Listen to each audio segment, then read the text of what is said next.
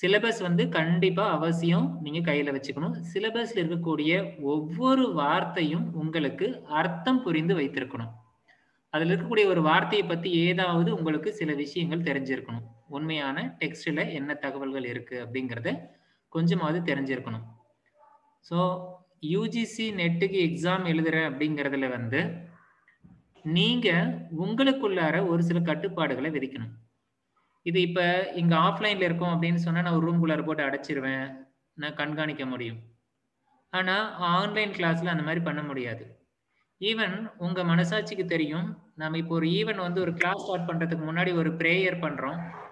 எத்தன பேரால அந்த பிரேயர்ல வந்து ஒரு ஸ்திர சுகத்துல உட்கார்ந்து உங்களால ஒரு 3 தடவ ஓம் சாண்ட் பண்ண முடிஞ்சது அப்படின்னு யோசனை பண்ணி பாருங்க. எனக்கு தெரியும் இங்கிருந்து. நெறைய பேருக்கு பண்ண முடியாது. ஏன்னா அப்பவும் இன்னைக்கும் வந்து இப்போ கொஞ்ச நேரத்துக்கு முன்னாடி இப்ப நான் இப்போ ஒண்ணுமே கிடையாது. இப்ப எல்லாரும் அன்மியூட் பண்ணி பார்த்தா தெரியும் உங்களுக்கு பின்னாடி எவ்வளவு சப்தம் இருக்கு அப்படின்ட்டு. சோ சப்தம் இருக்கத்தான் செய்யும்.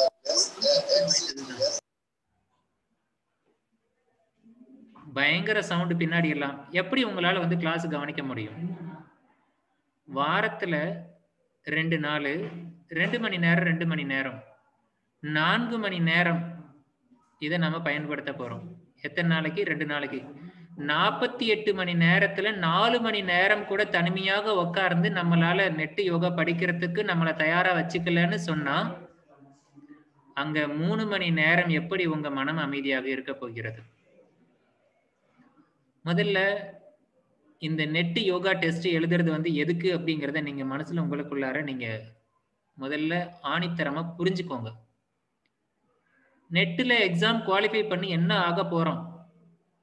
ஒரு புரொஃபசர் ஆக போறோம். இந்த உலகத்தில் அறியாமையில் இருக்கின்ற மக்களுக்கெல்லாம் வழிகாட்ட நாம வந்து ஒரு புரொஃபசராக வரப்போறோம். அப்போ நம்மளுடைய ஒழுக்கம் எப்படி இருக்கு அப்படின்னு பாருங்க. நம்மள பத்தின நம்பிக்கை எப்படி இருக்குன்னு பாருங்க. ஸ்ரத்தா இதுதான் முதல்ல. யோகால நம்மள பத்தி நமக்கு நம்பிக்கை வரணும். தன்னம்பிக்கை இருக்கணும். அது உருவாக்கணும் அப்படின்னா நீங்க மனசுல முதல்ல நினைக்கணும். உங்கள முதல்ல நீங்க ஏத்துக்கணும். நாம வந்து யோகா புரொஃபசர் அப்படின்னு. உங்க கண்ணாடி முன்னாடி போய் நின்னா உங்களுடைய பிம்பம் உங்களை பார்த்து சொல்ல வேண்டும். You are the yoga professor அப்படின்னு. அது சொல்லல அப்படின்னு சொன்னா நீங்க புரொஃபசர் ஆக முடியாது. திரும்ப திரும்ப சொல்றேன். உங்களுக்குள்ளார நீங்க யோகா புரொஃபசர்ங்கிறத மைண்ட்ல ஃபிக்ஸ் பண்ணிக்கோங்க. கிளாஸ் ஸ்டார்ட் ஆகுது அப்படின்னு சொன்னா 4 மணிக்கு ஸ்டார்ட் ஆகுதுன்னா என்னால 4 மணிக்கு நான் ஓபன் பண்றேன் அப்படின்னா 4 பேர் இருக்கும். ஸோ 4 மணிலேருந்து 4:05க்குள்ளார ஒரு 5 மினிட்ஸ் நம்ம கேப் எடுக்கிறோம் அப்படின்னு சொன்னா அந்த 5 மினிட்ஸ்க்குள்ளார எல்லாரும் உள்ளார வரதுக்கு பாருங்க. வந்தமா உங்களுடைய இடம் வந்து உங்களுடைய இடத்துல வந்து நீங்க சப்தம் இல்லாத இடத்துல நீங்க பண்ணணும்.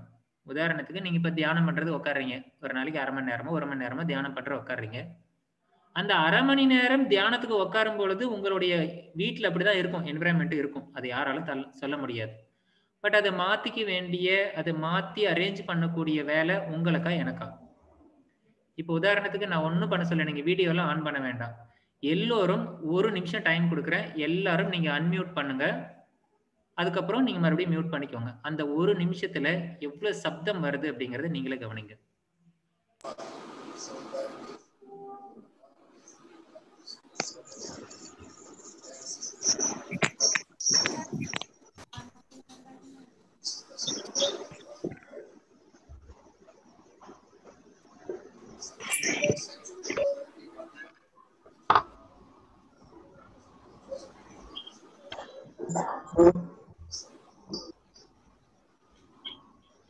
இன்னும் கொஞ்சம் பேர் அன்மியூட் பண்ணல.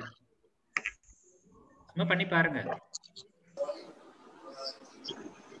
வாழ்க வளமுடன் ஐயா. வாழ்க வளமுடன் அம்மா.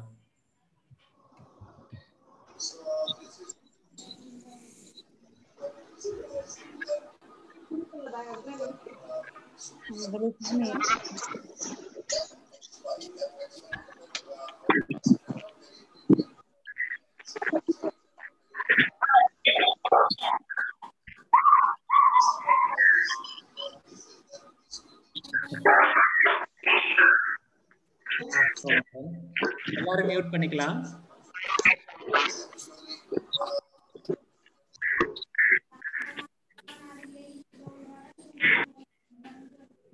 எல்லாரும் மியூட் பண்ணிக்கலாம்.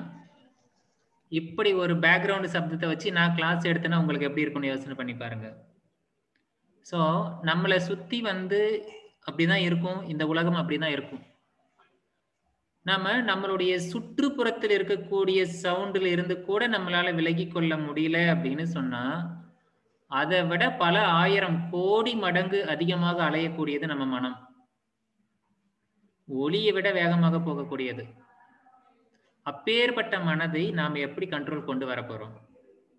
சும்மா ஒரு யோகா, நான் வந்து யோகி யோகினி அப்படின்னு சும்மா சொல்லிக்கிறதுக்கெல்லாம் நம்ம யோகா படிக்க தேவையில்லை இல்லையா? நம்ம அப்படிதான் போய் இந்த உலகத்துக்கு வந்து நம்ம அப்படிதான் போக போறோம். இந்திய அளவில, தேசிய அளவில நான் யோகால நான் ஒரு ப்ரொஃபசர் அப்படின்னு நம்ம காட்ட போறது வந்து எக்ஸாமே எழுதுறோம். அப்படி எழுதும் பொழுது நம்மளை சுத்தி இருக்கக்கூடிய விஷயத்தை நாம் தான் சரி செய்து கொண்டு உட்கார வேணும். ஒரு IAS படிக்கிறதுக்கு, ஒரு சிவில் எக்ஸாம் எழுதுறதுக்கு எப்படி எல்லாம் உட்காந்து கஷ்டப்படுறாங்க. அதுல 10% உட்காந்து எஃபோர்ட் போட்டா போதும் நெட் குவாலிஃபை பண்றதுக்கு. நெட் குவாலிஃபை பண்றதுக்காக தான் ஜென்மம் எடுத்தோமா அப்படின்னு ஒரு யோசனை பண்ணி பாருங்க. நிச்சயம் கிடையாது. அப்ப என்ன பண்ணணும்? நெட்டுக்காக படிக்கிறதுக்கு நம்மளுடைய யோக மார்க்கத்தில் இருக்கக்கூடிய ஞானத்தை வளர்த்து கொள்வதற்கான ஒரு சிறிய முயற்சி. அதுல ஒரு வாரத்துல 2 நாள்ல 2 மணி நேரம், அந்த 2 மணி நேரத்தை நீங்க முதல்ல தனிமையில உட்காந்து கவனிக்க பழகிக்கோங்க.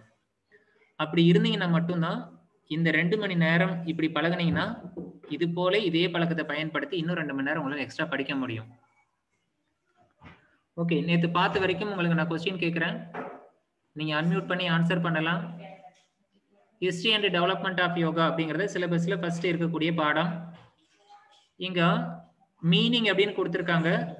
நீங்க மீனிங் சொல்ல வேண்டாம், எதற்கான மீனிங் இங்க கொடுக்கப்பட்டிருக்கு அதை மட்டும் வேற ஒருத்தர் அன்மியூட் பண்ணி சொல்லுங்க.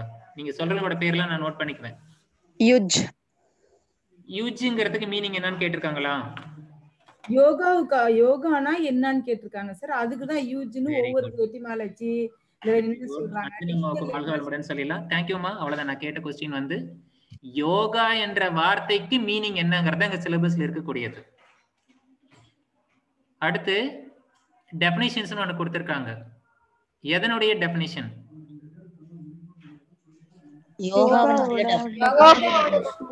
யோகாவுடைய டெஃபினிஷன்.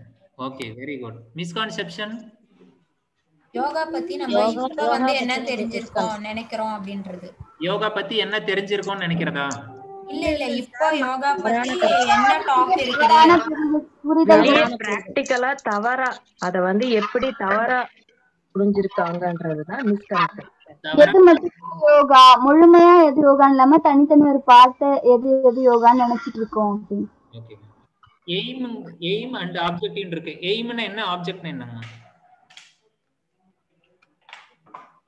நம்மளுடைய எய்ம்னா குறிக்கோள் என்ன, எதுக்காக நம்ம வந்து வந்திருக்கோம், அதனுடைய ஆப்ஜெக்ட் எதுக்கு இந்த யோகா பண்றோம் அப்படிங்கிறது தான்.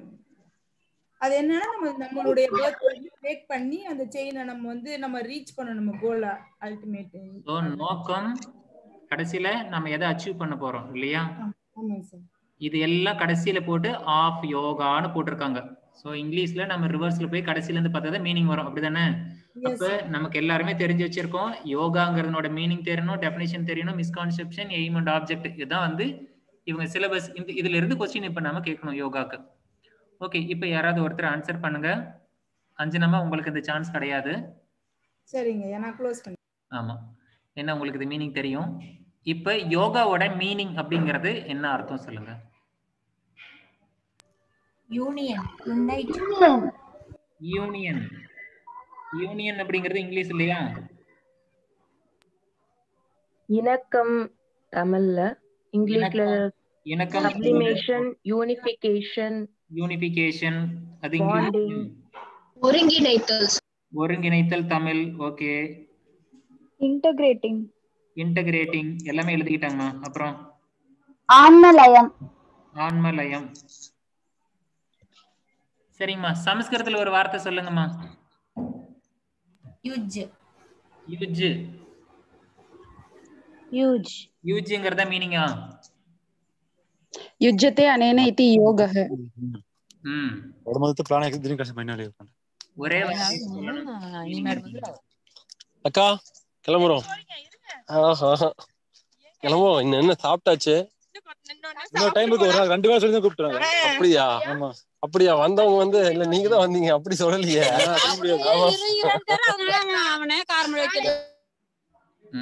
இப்ப அவரை நான் மியூட் பண்ணிட்டேன். நீங்க சொல்லலாம். எனக்கு மீனிங் வந்து சாப்பிட்டாச்சு கிளம்புறேங்கிறதெல்லாம் எனக்கு தெரியாது. ஐயா, டு ஜாயின் ஜீவாத்மா வித் பரமாத்மா. ஓகே, ஜீவாத்மா பரமாத்மாவோட டு ஜாயின். மீனிங் சமஸ்கிருதத்துல ஒரு வார்த்தை சொல்லுங்களேன். சிரம் சுகம் ஆசனம். ஐயா பதஞ்சலி ஐயா சொன்னது. சிரம் சுகம் ஆசனம். அது ஆசனத்துக்கான சமாதி.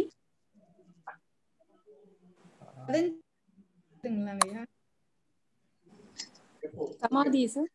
சமாதிங்கிறது அஷ்டாங்க யோகத்துல நாம வந்து மைண்ட அதாவது எந்த ஒரு தியானிக்கிறோமோ அதுவா மாறினா அது சமாதி. சமத்துவம் யோக உச்சயித்தீங்களா ஐயா? பகவத்கீதால வர்றது. பகவத்கீதையில அது டெபினிஷன்.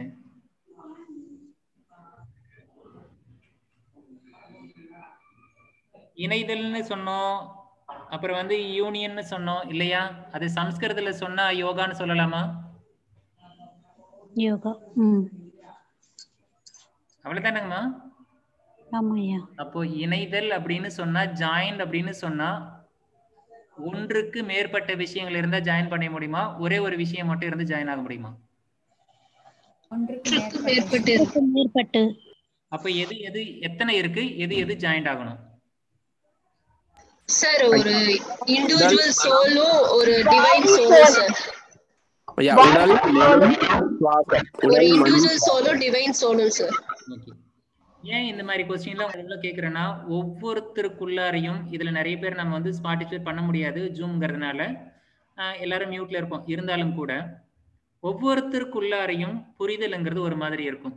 ஏன் அப்படின்னு சொன்னா, இப்ப நான் சொல்ற எந்த வார்த்தையிலையும் அர்த்தங்கள் கிடையாது. உங்களுடைய மனதின் ஓட்டம், அதாவது 3 குணங்களின் அடிப்படையில் என்ன அங்க நிகழ்கிறதோ அந்த 3 குணங்களினுடைய சேர்க்கையில எது டாமினேட்டா இருக்கோ அதுதான் உங்களுக்கு அர்த்தத்தை கொடுக்கக்கூடியது. அப்பேற்பட்ட அந்த அர்த்தமானது யோகாங்கிறதுக்கு மீனிங் வந்து இணைதல் அப்படின்னு சொல்றோம். அதுக்கு ரூட் வேர்டு தான் யூஜ் அப்படிங்கிறது சமஸ்கிருதத்துல இருந்து வந்தது. அப்ப இணைதல் அப்படின்னா ஒண்ணுக்கு மேற்பட்ட விஷயம் ஏதோ ஒண்ணு இணையணும். சரி, அந்த இணைதல் என்பது இப்ப நம்மளே சொல்லிட்டோம், ஜீவாத்மா பரமாத்மா அல்லது ஏதோ ஒரு 2 சோல் வந்து இணைது அப்படின்னு சொன்னோம். இது ரெண்டும் இணையறதுக்கு எது தடையாக இருக்கிறது? உடலும் மனதும். புலன்கள் தடையாக இருக்கா? கண்டிப்பா. ஐம்புலன்கள் பஞ்சபூதத்தால உருவானது எல்லாமே தடை பண்ணிட்டே இருக்கும். சரிங்கம்மா, வெரி குட். அப்புறம் அதோட கோர்வைதான் மனம். நம்ம மனம் எப்படி நீங்க இப்போ தவம் பண்ணும்போது நிக்காது, இங்க பேக்ரவுண்ட் சவுண்டு, நீங்க சவுண்டே இல்லைனாலும் நம்ம கண்ணை மூடதும் நம்ம தவம் பண்ணணும்னா அங்க நிக்கணும்.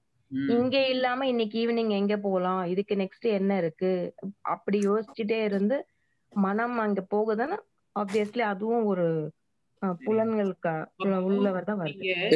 எண்ணங்கள் சொல்லுவாங்க ஐயா, தாட்ஸ், விருத்தின்னு சொல்லுவாங்க. சரி சரி, அடுத்த क्वेश्चन உருவாயிடுச்சு. இப்போ நீங்க வந்து ஜீவாத்மா பரமாத்மாவோட இணையறதுக்கு தடையா இருக்கிறது மனமும் உடலும் சொல்லியாச்சு. சரி, வேற மனமும் உடலையும் தவிர்த்து வேற எதை கொண்டு நீங்க இதை கொண்டு போய் ஜாயின் பண்ணுவீங்க?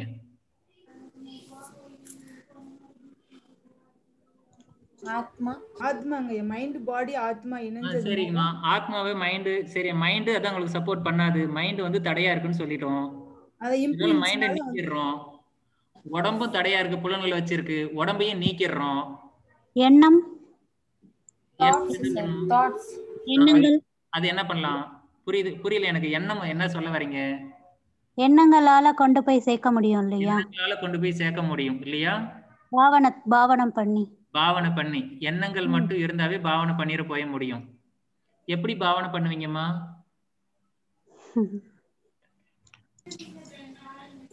நம்பிக்கை. தாட்ஸை எராடிகேட் பண்ணுவோம் பண்றது மூலமா வச்சு தான் அடைவீங்க. ஆனா அந்த எண்ணத்தையே நீங்க தாட்ஸ்னா எண்ணம் தானே, அதை எராடிகேட் பண்ணிடுவீங்க இல்லையா? எண்ணமே இல்லாத பண்ணிடுவீங்க. ஆமா. அப்ப எண்ணத்தை இல்லாம பண்ணிட்டு எப்படி போய் அடையிறது? ஐயா கான்சியஸ்னஸ் ஐயா, individual consciousness with universal consciousness சொல்லுவீங்க. அது எப்படி இருக்குங்க ஐயா? ஐயா யோகா ஆக்ஷன் நம்ம என்ன பண்றோம், குட் ஆர் பேட் கர்மா ஆக்ஷன்ஸ்ல இருந்து இதாகிற விருத்தி இருந்து என்ன பண்றோம் அப்படிங்கிறது குட் கர்மா பேட் கர்மால இருந்து பண்றோம். சரி, கேள்வி விட்டு வெளியில போயிட்டு இருக்கோம். நான் கேட்ட கேள்வி என்ன, அதாவது மீனிங் ஆஃப் யோகா அப்படிங்கிறது வந்து யோகம்ங்கிறது இணைதல்னு சொன்னோம். அந்த யோகா ஒன்றுக்கு மேற்பட்ட விஷயம் இருக்கணும், அது இணையணும்.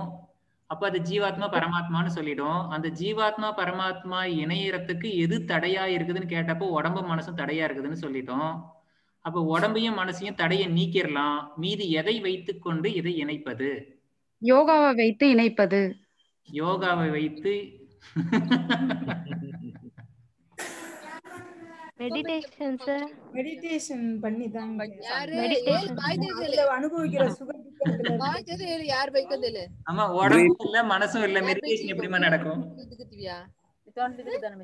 சார் மூணுமே தேவை சார், உடல் மனம் சுவாசம் மூணுமே தேவை சார். Very good. ஸோ நாம எல்லாம் எந்த அளவுக்கு ஒரு கன்ஃபியூஸ்ட் ஆயிருக்கோம்னு பாருங்க. ஸோ அந்த கன்ஃபியூஷன் தான் எக்ஸாம்ல நம்மளை குவாலிஃபை பண்ண விட மாட்டேங்குது. ஸோ நம்ம ஒரு விஷயம் படிக்கிறோம் அப்படின்னா வெறும் மெக்கானிக்கலா, திரும்ப திரும்ப சொல்றேன், பார்கோடு ஸ்கேனர் கிடையாது நாம. ஸோ யோகா பொறுத்த வரைக்கும் ரியலைசேஷனுங்கிறது தான் முக்கியம். உணராத வரைக்கும் யோகாங்கிறது வந்து நமக்கு யூஸே கிடையாது. ஸோ இந்த சிந்தனைகளுக்கு எல்லாம், இந்த மாதிரி கேள்விகளை எல்லாம் உங்களுக்குள்ளார நீங்களே உருவாக்குங்க. நம்ம வந்து யோகாங்கிறது வந்து இப்ப என்னங்கிறதே நமக்கு இன்னும் புரியல. சிலபஸ்ல முதல் வார்த்தையே நமக்கு புரியல. அது புரிஞ்சா மட்டும்தான் அதுக்கு ஒரு வரையறை உருவாக்கணும், அதுக்கு ஒரு டெஃபினேஷனை நம்ம கொடுக்கணும். அதுக்கப்புறம் அது தப்பா புரிஞ்சிருக்கிறது என்னன்னு பார்க்கலாம். அதுக்கப்புறம் அந்த மீனிங் நம்ம அந்த யோகாவை போய் அதனோட நோக்கம் என்ன, அதை அடையிறது என்ன வழின்னுலாம் பார்க்கலாம் இல்லையா? இப்போ நமக்கு என்ன பிரச்சனை, நமக்கு வந்து யோகாங்கிற மீனிங்கே இன்னும் முழுசா புரியல. அப்போ அதை நம்ம புரிஞ்சுக்கிறதுக்கு நம்ம சிந்தனை சக்தியை நம்ம வளர்த்துக்கணும். அதுக்காக தான் நம்ம நெட் யோகா கிளாஸ் நான் எடுக்கிறேன். இத்தனை வருஷம் வந்து ஒரு 2-3 வருஷம் நானும் ஓட்டியாச்சு. ஸ்லைடெல்லாம் போட வேண்டியது, மெட்டீரியலை போட வேண்டியது, கப்பன்னு சொல்லிக் கொடுக்க வேண்டியது. பாவம் உங்களையும் பிடிச்சி 2 மணி நேரம் உட்கார வச்சு கஷ்டப்படுத்தி என்ன பண்ண போறோம்? ஸோ புரிதல்னு இருக்கு அப்படின்னா அந்த கிளாஸ்ல அட்டன் பண்ணி யாரெல்லாம் முடிச்சுட்டு அதுக்கப்புறம் போய் சிந்தனை பண்ணாங்களோ அவங்க எல்லாம் குவாலிஃபை பண்ணியிருக்காங்க. ஸோ அப்ப நாம வந்து அந்த தகுதியை நம்ம வளர்த்துக்கிட்டா போதுமானது. சரி, இதுக்கெல்லாம் இப்ப நான் ஷார்ட்டா ஒரு சில விஷயங்கள் நான் சொல்லிட்டு வரேன். இப்போ உங்ககிட்ட கேள்வி கேட்டதுக்கெல்லாம் பதில் நான் சொல்றேன். அது உங்களுக்கு சரியா பொருந்ததா அப்படின்னு பாருங்க. யோகா அப்படிங்கிறது வந்து இணைதல். எதுவும் இணையணும் அப்படின்னு சொன்னா ஜீவாத்மா பரமாத்மாவோட இணையணும். அல்லது வேறு டெக்ஸ்ட்ல சொன்னப்ப ஜீவாத்மா பரமாத்மாங்கிற வார்த்தை வந்து வேதாந்தத்தின் அடிப்படையில் எடுத்துக்கிறோம். ஆத்மாங்கிறத அவங்க தான் பயன்படுத்துறாங்க, பரமாத்மாங்கிறத பிரம்மன்னு சொல்றாங்க, அதை நாம எடுத்துக்கிறோம். இல்ல பதஞ்சலி அல்லது சாங்கிய பிலாசபியில் எடுத்தோம்னா புருஷா பிரகிருதி இதனையோட சேர்க்கைன்னு சொல்றோம். அல்லது பகவத்கீதையில எடுத்தோம்னா சேத்திரம் சேத்திரன்யம்னு சொல்றோம். எப்படியா இருந்தாலும் நமக்குள்ளார ஏதோ ஒரு ஒரிஜினாலிட்டி நமக்குள்ளார இருக்கு. இந்த உலகமே இப்ப வந்து முழுசா இருண்டுடுச்சுன்னு வச்சுக்கோங்க. கம்ப்ளீட் டார்க்னஸ், இருட்டுல இருக்கீங்க. பக்கத்துல இருந்து ஒரு சத்தம் கேக்குது, யாருமே இல்லை அப்படின்னு சொல்றாங்க. அப்போ உங்க மனசுக்குள்ளார என்ன தோணும்? நான் இருக்கேன் அப்படின்னு உங்களுக்கு தோணுமா தோணாதான்? தோணும் இல்லையா? அதுதான் நம்மளுடைய யூனிபிகேஷன். நமக்குன்னு ஒரு உணர்வு இருக்கு, நாம்ங்கிறது இருக்கு, நமக்குன்னு ஒரு உணர்வு இருக்கு. இத முதல்ல தெரிஞ்சுக்கணும். அந்த நான் யார் அப்படிங்கிற அந்த கேள்வி உங்களுக்குள்ளார எழுதி வச்சு அதுக்கு ஆன்சர் நீங்க கண்டுபிடிச்சிட்டீங்கன்னா அப்ப நான் அப்படிங்கிறது கண்டுபிடிச்சிடறோம். அந்த நானுக்கு பேரு தான் ஜீவாத்மா. அது எங்கிருந்து வந்துச்சோ அந்த மூலம் தான் பரமாத்மா. இது வெளியே வந்த பிறகு மீண்டும் அது அதே இடத்துக்கு போய் சேர வேண்டும். அதுதான் யோகா. அதுக்கு பேர் தான் யூனியன், அதுக்கு பேர் தான் இணைதல், அதுக்கு பேர் தான் யுஜ். நீங்க சொன்ன எல்லா வார்த்தைக்கும் மீனிங் அங்கதான் இருக்கு. ஒத்துக்க முடியுதா?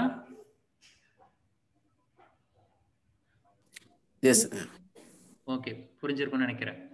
சரி, இப்படி இருக்கக்கூடிய யூனியன் நாம அதோட போய் சேர்றதுக்கு ஏதோ ஒன்று தடை இருக்க வேண்டும்.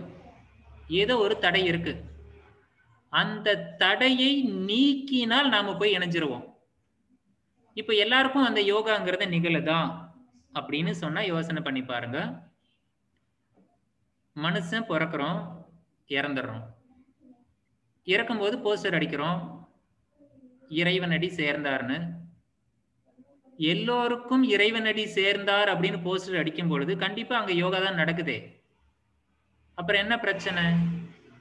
அது உண்மையா அப்படின்னு கேட்டா அது வெறும் போஸ்டர் 300 ரூபாய்க்கும் 400 ரூபாய்க்கும் அடிக்கப்பட்டது. உண்மையில் இறைவனடி சேர இயலாதவர்கள். இறைவனடி சேர வேண்டுமே ஆனால் அதற்கு சில காரியங்களை செய்து ஆக வேண்டும்.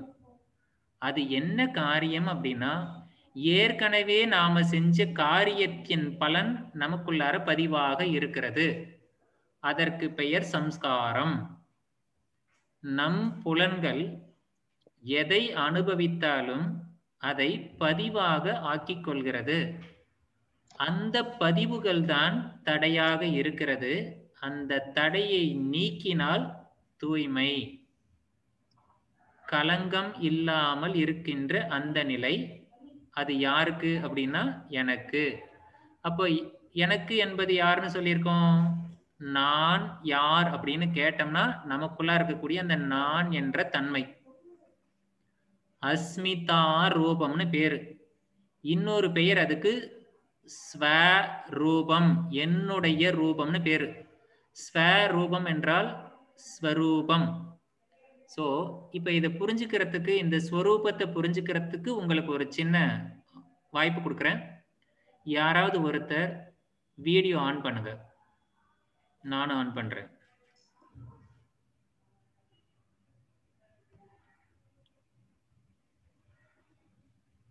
யாராவது ஒருத்தர் வீடியோ ஆன் பண்ணலாம்.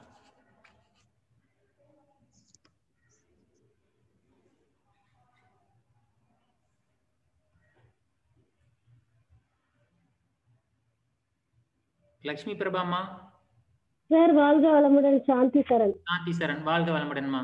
நான் சொல்ற ஒரு விஷயத்த வீடியோ பார்த்து நீங்க இப்படி சொல்லணும். இப்போ சாந்தி சரண் அம்மாவும் நானும் ஸ்கிரீன்ல இருக்கிறது உங்களுக்கு எல்லாருக்கும் தெரியுதா? எல்லாருக்கும் தெரியுது சார். தெரியுது. பண்ணுங்க. தெரியுது சார். ஓகே. இப்போ சாந்தி சரண் அம்மா கிட்ட நான் ஒரு விஷயம் சொல்றேன். நல்லா கேமரா முன்னாடி உட்காந்துக்கோங்கம்மா. நல்லா இருக்கா? ஓகே. நான் தான். அம்மா கேக்குதா? நான் தான், நீங்க தான். நீங்க ஸ்கிரீன் நல்லா பாருங்க, ஸ்கிரீனை பாருங்க. நான் தான், நீங்க தான். அந்த மியூட் எடுத்துருங்க. Okay okay. இப்ப நான் சொன்னதை நீங்க திருப்பி சொல்லுங்க. நான் தான், நீங்க தான். இல்லம்மா, நான் தான், நீங்க தான். நான் தான், நீங்க தான். நான் உங்களை சொல்லல. நான் தான், நீங்க தான். சொல்லுங்க. நீங்க தான், அம்மா நீங்க தான். நான் தான், நீங்க தான். இல்ல நான் தான், நீங்க தான். ஆமா. இங்க சொல்லுங்க. நான் தான், நீங்க தான். நான் தான், நீங்க தான். அப்பா சொல்றீங்க. நான் தான் சொல்லுங்க. நான் தான். உங்களை சொல்லல, என்ன சொல்லுங்க. நான் தான். நான் தான் சொல்றேன். நான் தான் சொல்லணும். எனக்கு புரியல. எப்படி வரும்? வராது இல்லையா? நான் தாங்கிறது நான் மட்டும்தான் சொல்ல முடியும். ஆமா. புரியுதா இல்லைங்களாமா? ஆமா. சோ இப்ப நான் அப்படிங்கறதே என்னால மட்டும்தான் புரிஞ்சு கொள்ள முடியும், என்னால மட்டும்தான் சொல்ல முடியும்.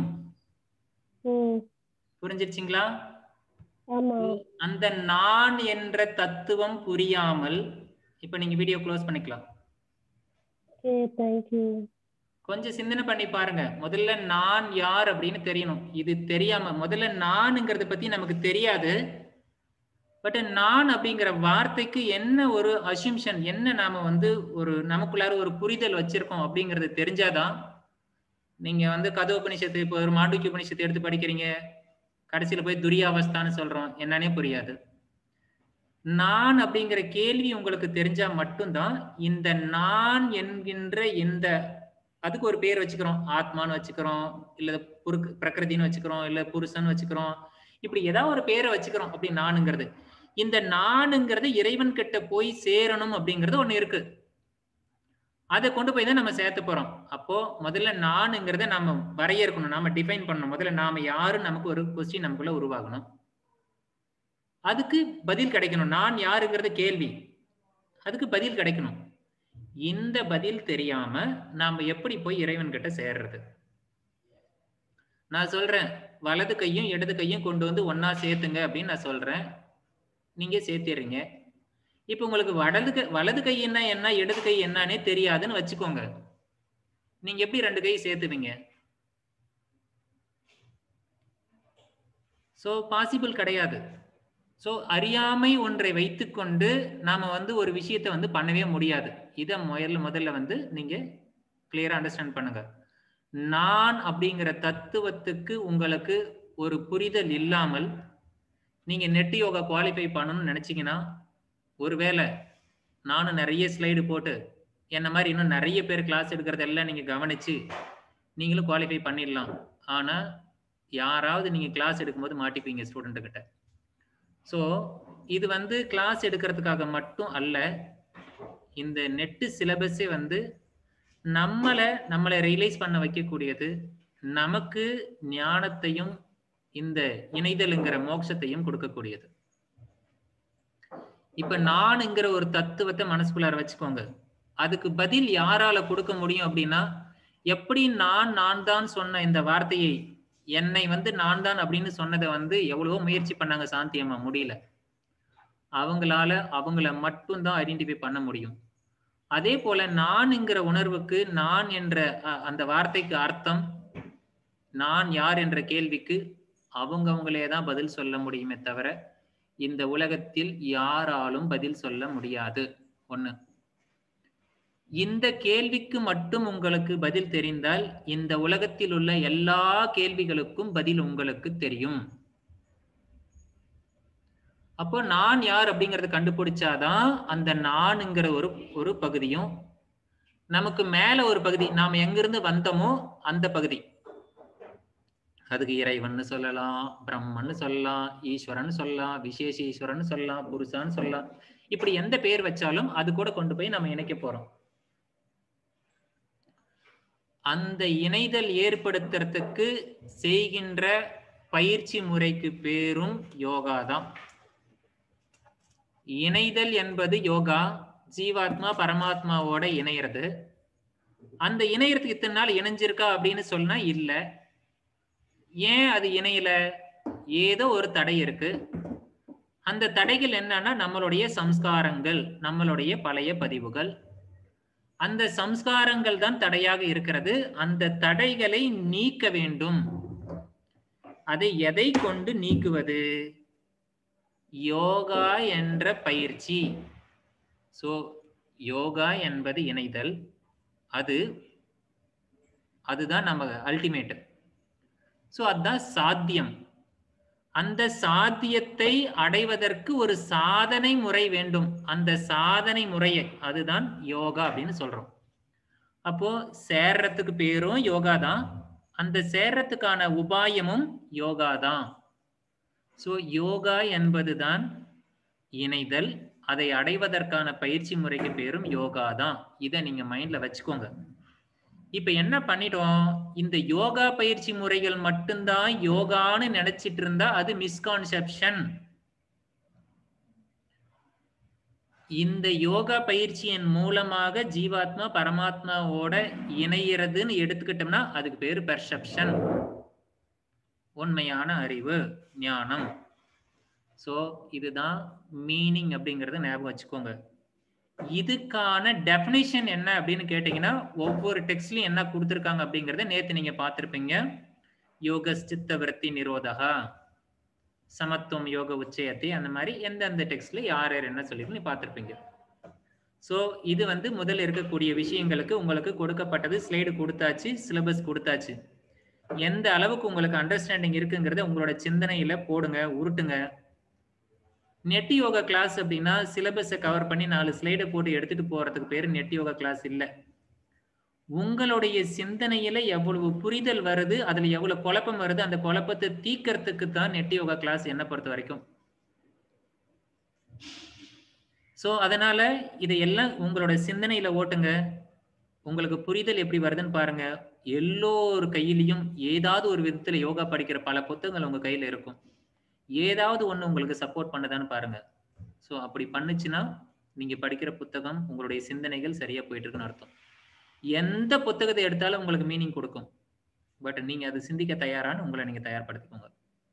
அடுத்து introduction to Vedas, Upanishad and பிரஸ்தானத்ரயம்.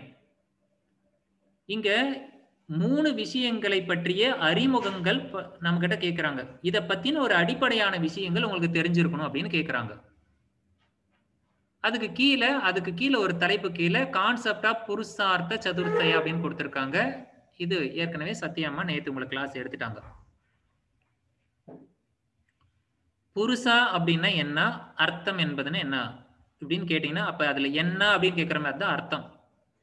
அப்ப புருஷாங்கிறது யாரு? புருஷாங்கிறது நாம தான். இப்ப நாம தான்ங்கிறத ஏற்கனவே பிரச்சனையா இருக்கு. நான் யார் அப்படிங்கிற கேள்வி கேட்டா இன்னும் நமக்கு ஆன்சர் இல்லை. அப்ப நான் யாருன்னு தெரிஞ்சு அதனுடைய அர்த்தம் என்ன என்று தெரிந்து கொண்டால் அது புருஷார்த்தம். இந்த உலகத்தில் மனிதனாக படைக்கப்பட்டது. இப்ப நம்ம வச்சிருக்கோமே இந்த உடம்பு, இந்த கை காலு, இந்த புலன்கள், இதையெல்லாம் வச்சுக்கிட்டு இப்ப நம்ம உங்களுக்கு ஏதாவது டவுட் இருக்குன்னா நீங்க வீடியோவை ஆன் பண்ணி, எனக்கு இங்க டிஸ்பிளே ஆகாது, நீங்க ஆன் பண்ணி நீங்க பாத்துக்கோங்க. இப்பேற்பட்ட உடலும் இதையெல்லாம் காதுல கேட்டுட்டு இருக்கோமே, இந்த புலன்களோட உட்கார்ந்துருக்கோமே, இதுதான் நம்மளுடைய புருஷம். இந்த புருஷாக்கு பாதுகாப்பா இருக்கக்கூடிய இந்த உடல், மனம் இதெல்லாம் சேர்ந்த ஒரு தொகுப்பு அங்க இருக்கிறோம். இதுக்கு என்னதான் அர்த்தம்? பிறந்தோம், வாழ்ந்தோம், இறந்துறோம் அப்படிங்கிறதுக்கா? சோ இறைவனடி சேர வேண்டும், இதனுடைய அர்த்தம். இந்த அர்த்தம் தான் 4 வகையாக பிரிச்சு சொல்லப்பட்டது. அது என்னது? தர்ம, அர்த்த, காம, மோக்ஷம். இப்ப தர்மார்த்த காம மோட்சம் என்பது அறம்பொருள் இன்பம் வீடு பேரு அப்படின்னு சொல்றோம். இதுதான் எல்லா இலக்கியங்களுக்கும் அடிப்படை. இந்த 4 விஷயங்களை விட்டு வேற எங்கேயாவது ஒண்ணு வெளியில போகுது அப்படின்னு சொன்னா அது நமக்கு இலக்கியமும் கிடையாது, அது யோகாவும் கிடையாது, அது நம்மளோட இந்த சப்ஜெக்ட் கீழே வராது. இப்போ ஒரு மனிதனுடைய பிறப்பு இறப்பினுடைய நோக்கம், பிறப்பு எதுக்காக வந்திருக்கு, அவன் என்ன ஆகணும் அப்படிங்கறதா. இங்க உட்கார்ந்துருக்கிற யாருக்காவது சும்மா அப்படியே ஒரு பெருமைக்காக சொல்லாம, எனக்கு மரண பயம் என்பது ஒரு துளி கூட இல்லை அப்படின்னு சொன்னா நீங்க தயவு செஞ்சு அன்மியூட் பண்ணி நீங்க உங்க பேர் சொல்லலாம். சார் எனக்கு இல்ல இல்ல சார், மரண பயம் எப்போதுமே எப்பாவது நம்ம ரீச் பண்ணதானே சார் இருக்கிற. மரணங்கிறது பயம் இல்ல சார் எனக்கு. மரண பயம் என்பது உங்களுக்கு இல்ல? இல்ல சார். இல்ல சார். இல்ல சார். வாழ்க வளமுடன். மரணத்தை வென்ற அமிர்தம் தீர்த்துவா. சரிங்கம்மா, உங்களுக்கு அந்த நிலையை அடைவதற்கு உண்மையிலேயே வாழ்த்துக்கள்மா.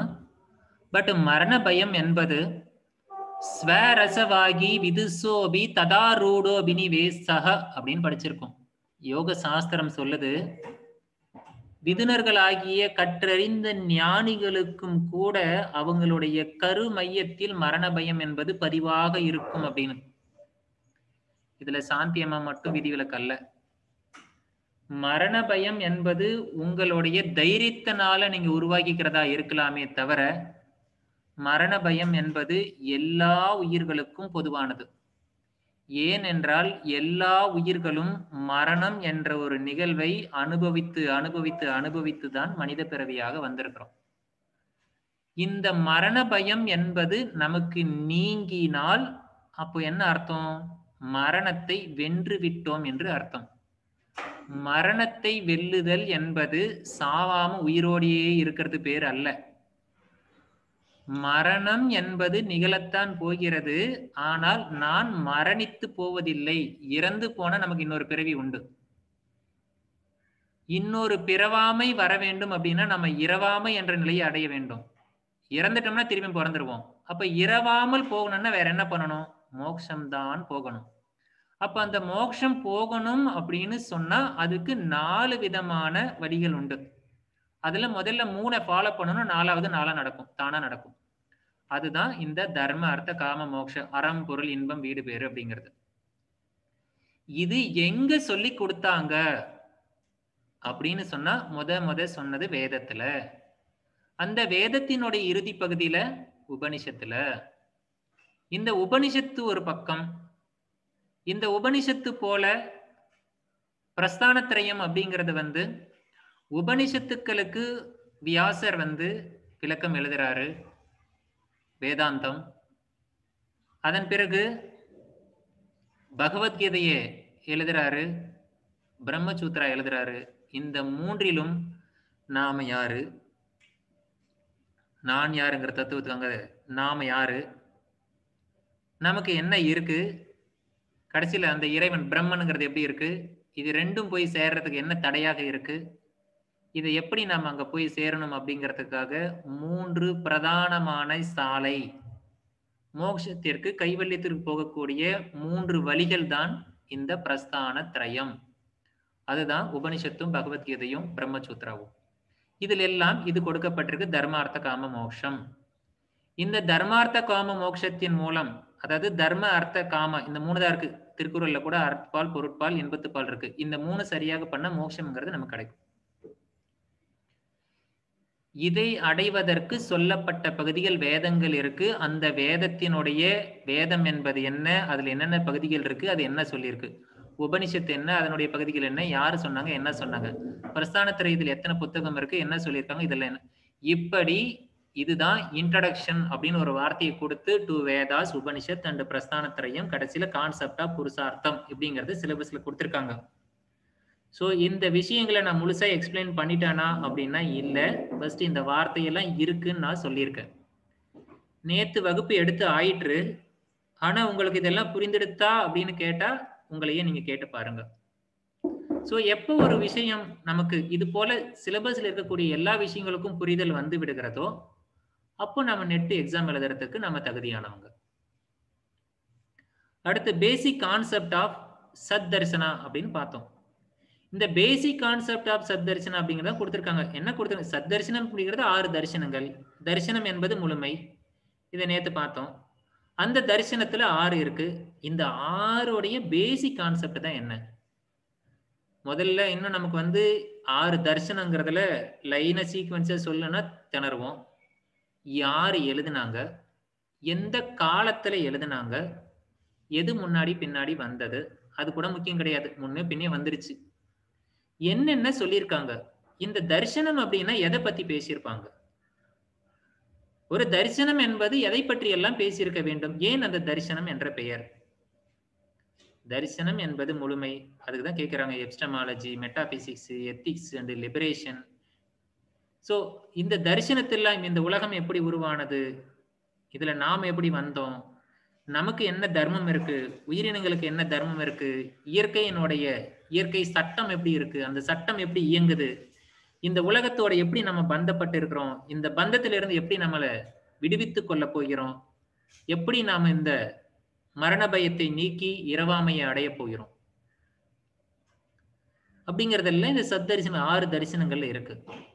இந்த 6 தரிசனங்களும் எங்கே வருகிறது, எப்படி வருகிறது, யார் யார் சொன்னாங்க, என்ன சொல்லியிருக்காங்க அப்படிங்கறதெல்லாம் நமக்கு தெரிஞ்சிருக்கணும். Special emphasis to Samkhya, yoga, வேதாந்த தர்ஷனா. இதுல 3 தரிசனங்களை கொஞ்சம் ஆழமா படிங்கன்னு சொல்றாங்க. Introduction to epics and Smriti. Epics அப்படிங்கிறது 2 தான், மகாபாரதம், ராமாயணம். மகாபாரதம் எப்பொழுது வந்தது, மகாபாரதம் என்ற வார்த்தைக்கு என்ன அர்த்தம், ராமாயணம் என்பது என்ன அர்த்தம், இந்த மகாபாரத்திலையும் ராமாயணத்திலையும் யோகா எங்க இருக்கு, யாருக்கு யாரு யோகா சொல்லி கொடுத்தாங்க, என்னான்னு சொல்லி கொடுத்தாங்க.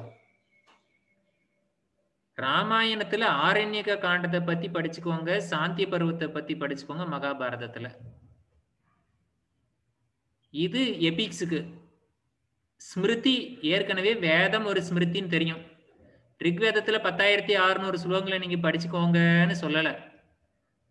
ஆனா 10,600 ஸ்லோகம் இருக்குன்னு நீங்க தெரிஞ்சு வச்சுக்கோங்க. இன்ட்ரோடக்ஷன் அதுபோல யக்ஞவாக்கிய ஸ்மிருதி. யக்ஞவாக்கியர் யாரு? வேதாந்த காலத்துல, வேதிக் காலத்துல யக்ஞவாக்கியர் என்ன, அவரோட ரோல் என்ன? அவரு இந்த யோகாவை பத்தி என்னெல்லாம் சொன்னார், எழுதியிருக்காரு. இதை நம்ம தெரிஞ்சிருக்கணும். பிரீஃப் இன்ட்ரோடக்ஷன் டு இந்த யோகால யாரெல்லாம் வந்து கான்ட்ரிபியூட் அதிகமா பண்ணியிருக்காங்க? மகரிஷி பதஞ்சலி அண்ட் குரு கோரக்ஷநாத். இவங்களை பத்தி ஒரு யூனிட்டே நமக்கு உண்டு. பதஞ்சலி பத்தி பதஞ்சலி யோக சூத்திரம் ஒரு யூனிட் உண்டு. கோரக்ஷநாத்தை பத்தி அதே யோகால டெக்ஸ்ட் வந்து நம்ம படிக்க போறோம். இதுக்காக தனியாக எங்க படிக்க தேவையில்லை. பட் இதை பத்தி இருக்கு அப்படிங்கறத மனசுல வச்சுக்கோங்க. யோகா இன் நாரத பக்தி சூத்ரா. பதஞ்சலி யோக சூத்திரமானது யோகாவே எக்ஸ்பிளைன் பண்ணுது நமக்கு தெரியும். பக்தி சூத்திரம் அப்படிங்கிறது ஒண்ணு உண்டு. அது நாரதரால் எழுதப்பட்டது. நாரதர் பக்திக்கு அவரை விட்ட பக்தியில் அடிச்சுக்கிறதுக்கு ஆளே கிடையாது. அவரு எழுதப்பட்டது பக்தி சூத்திரம். அந்த பக்தி சூத்திரத்துல யோகா எங்க இருக்கு, என்னான்னு இருக்கு. அதன் பிறகு 3 தாஸ், கபீர்தாஸ், துளசிதாஸ், சுரதாஸ், இவங்கள இலக்கியவாதிகள். இவர்கள் யோகத்தை பற்றி என்ன சொல்லி இருக்காங்க? இதுதான் நீங்க இந்த ஃபர்ஸ்ட் ஸ்லைட்ல பார்த்த சிலபஸ். இதுக்கான பகுதிகளை ஆராய்ந்திருப்பீங்க. நீங்க எல்லாம் நேற்று கையில ஸ்லைட் இருக்கும், நேற்று கிளாஸ் எடுத்திருப்பாங்க. 2 மணி நேரத்துல எல்லா கிளாஸ் எடுத்துட முடிஞ்சிருமா அப்படின்னா முடியாது. ஐயா, நீங்க விளம்பரம் கொடுத்தீங்க நெட் யோகாவுக்கு கிளாஸ் எடுக்கிறேன்னு.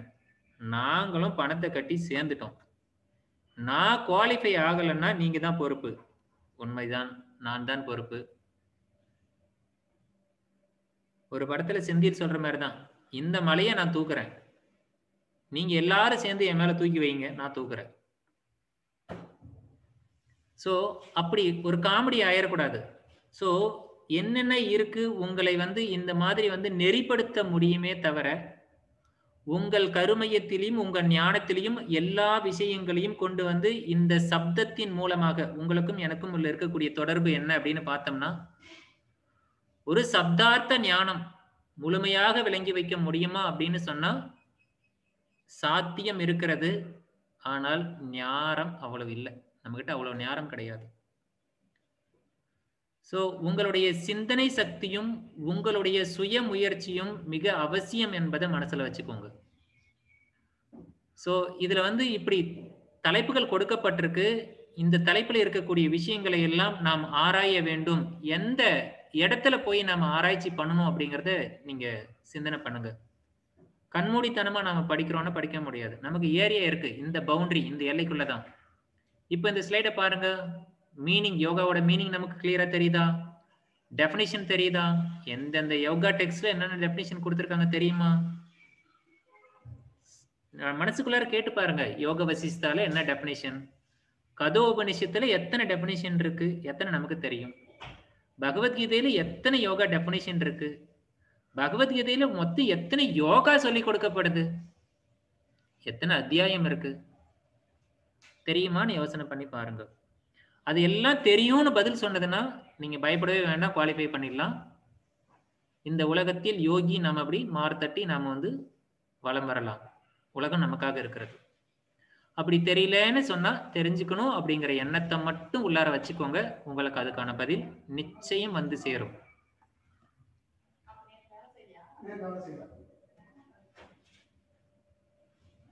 அடுத்த வார்த்தை யோகா இன் மாடர்ன் டைம்ஸ்.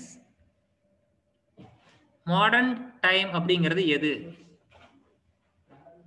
யோகா என்பது வேத காலத்துல வேதத்துல இருந்தது, உபனிஷத்துல இருந்தது, ராமாயணத்துல இருந்தது, மகாபாரதத்துல இருந்தது, எல்லாம் பார்த்தோம்.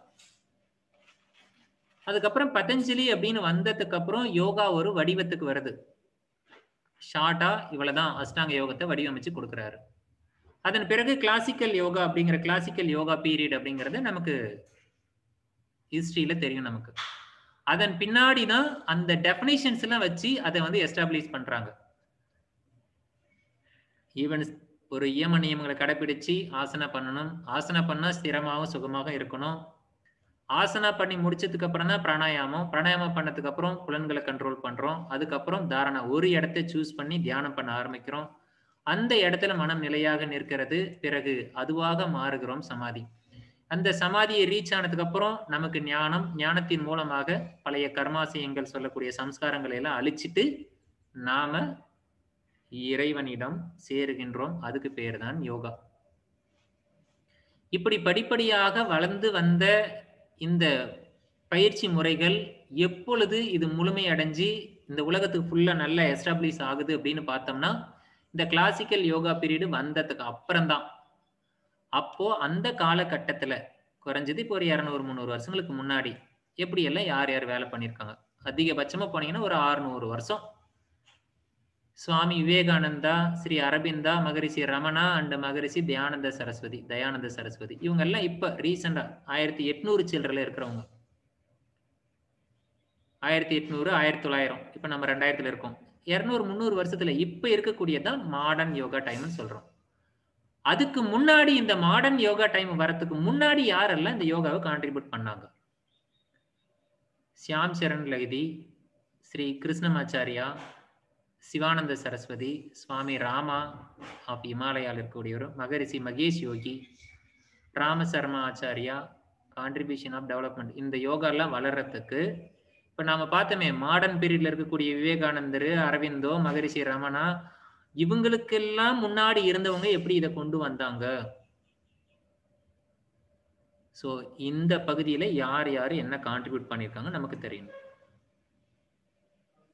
சோ இந்த யோகாவை வளர்க்கறதுக்கு எந்தெந்த காலத்துல யார் யாரு ட்ரெடிஷன்ல யார் யாரு முயற்சி பண்ணாங்க, அவங்களுடைய யோகாவுக்கு பேர் என்ன, ஒருத்தர் இருக்காரு அப்படின்னு சொன்னா அவருடைய குரு யாரு, அவருடைய சிஷியர்கள் யார் யாரு, அவருக்கு குரு ஒருத்தரா இருக்கலாம் ஆனா அவருடைய சிஷியர்கள் நிறைய பேர் இருக்கலாம், அவங்க ஒவ்வொருத்தரும் பிரிஞ்சு போய் ஒரு விதமான யோகா வச்சிருக்கலாம். இது எல்லாம் நமக்கு தெரிஞ்சிருந்தா அதுக்கு பேரு யோக பரம்பரான்னு பேரு. பரம்பரையாக தான் கடந்து வந்திருக்கு.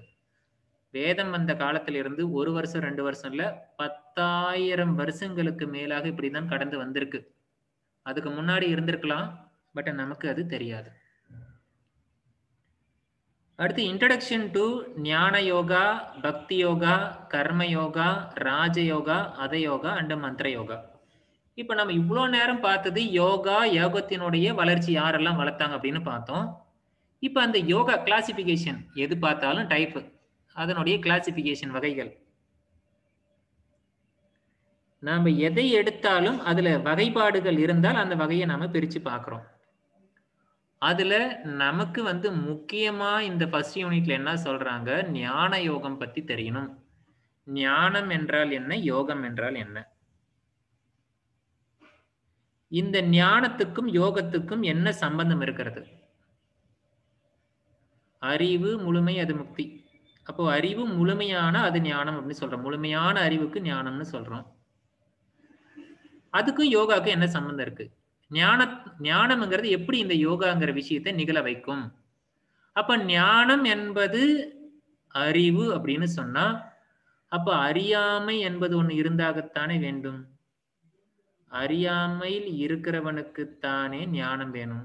இப்ப நமக்கு ஞானம் வேண்டும், ஞானம் வேண்டும் அப்படின்னு சொன்னா அப்ப நாம எங்க இருக்கிறோம்? நெட் கிளாஸ் எடுக்கிறேன்னு சொல்லிட்டு நம்மளெல்லாம் அறிவில்லாதவன் சொல்றானேன்னு சொல்லிட்டு உங்களுக்கு எல்லாம் ஏகப்பட்ட கோபம் வரும். ஆனா நான் சேஃபா உட்காந்துருக்கேன், ஏன்னா நான் ஆன்லைன்ல கிளாஸ் எடுக்கிறேன். ஏன்னா எனக்கும் அது கிடையாது. சோ எல்லோருக்கும் அறியாமை என்ற இருள் இருக்கிறது. அந்த அறியாமை என்பது நீங்க வேண்டும். அறியாமை என்பது ஒரு இருள். Internet connection unstable.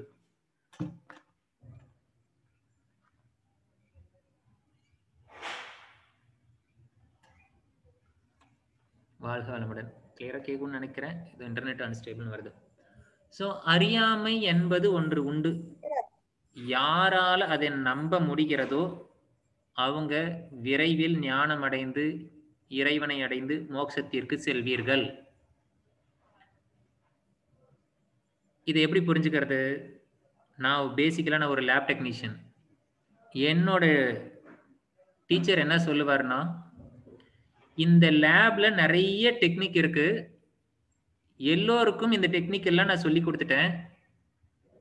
இப்போ இன்னும் என்ன பிரச்சனை அப்படின்னு சொன்னா, லேபுங்கிறது ஒரு முக்கியமான விஷயம். டயக்னோசிஸ் பிரச்சனை, தப்பா டயக்னோசிஸ் பண்ணா ராங் டயக்னோசிஸ் ஆகி வைத்தியம் பண்ணாதவனுக்கு தேவையில்லாதவனுக்கு வைத்தியம் போயிட்டு இருக்கும், தேவையானவன் செத்து போயிட்டு இருப்பான். ஸோ அந்த இடத்துல அவர் ஒரு ஃபீல் பண்ணி எப்பவுமே ஒரு விஷயம் சொல்லுவாரு. ஒரு டெக்னீஷியனுக்கு என்ன தெரியாது அப்படின்னு தெரிஞ்சிடுச்சுன்னா அவனுக்கும் ஈஸி, எனக்கும் ஈஸி, நான் சொல்லி கொடுத்துருவேன். ஆனா தெரியாதவன் தெரிஞ்சது போல நடிச்சுட்டானா அங்கதான் பிரச்சனை அப்படின்ட்டு.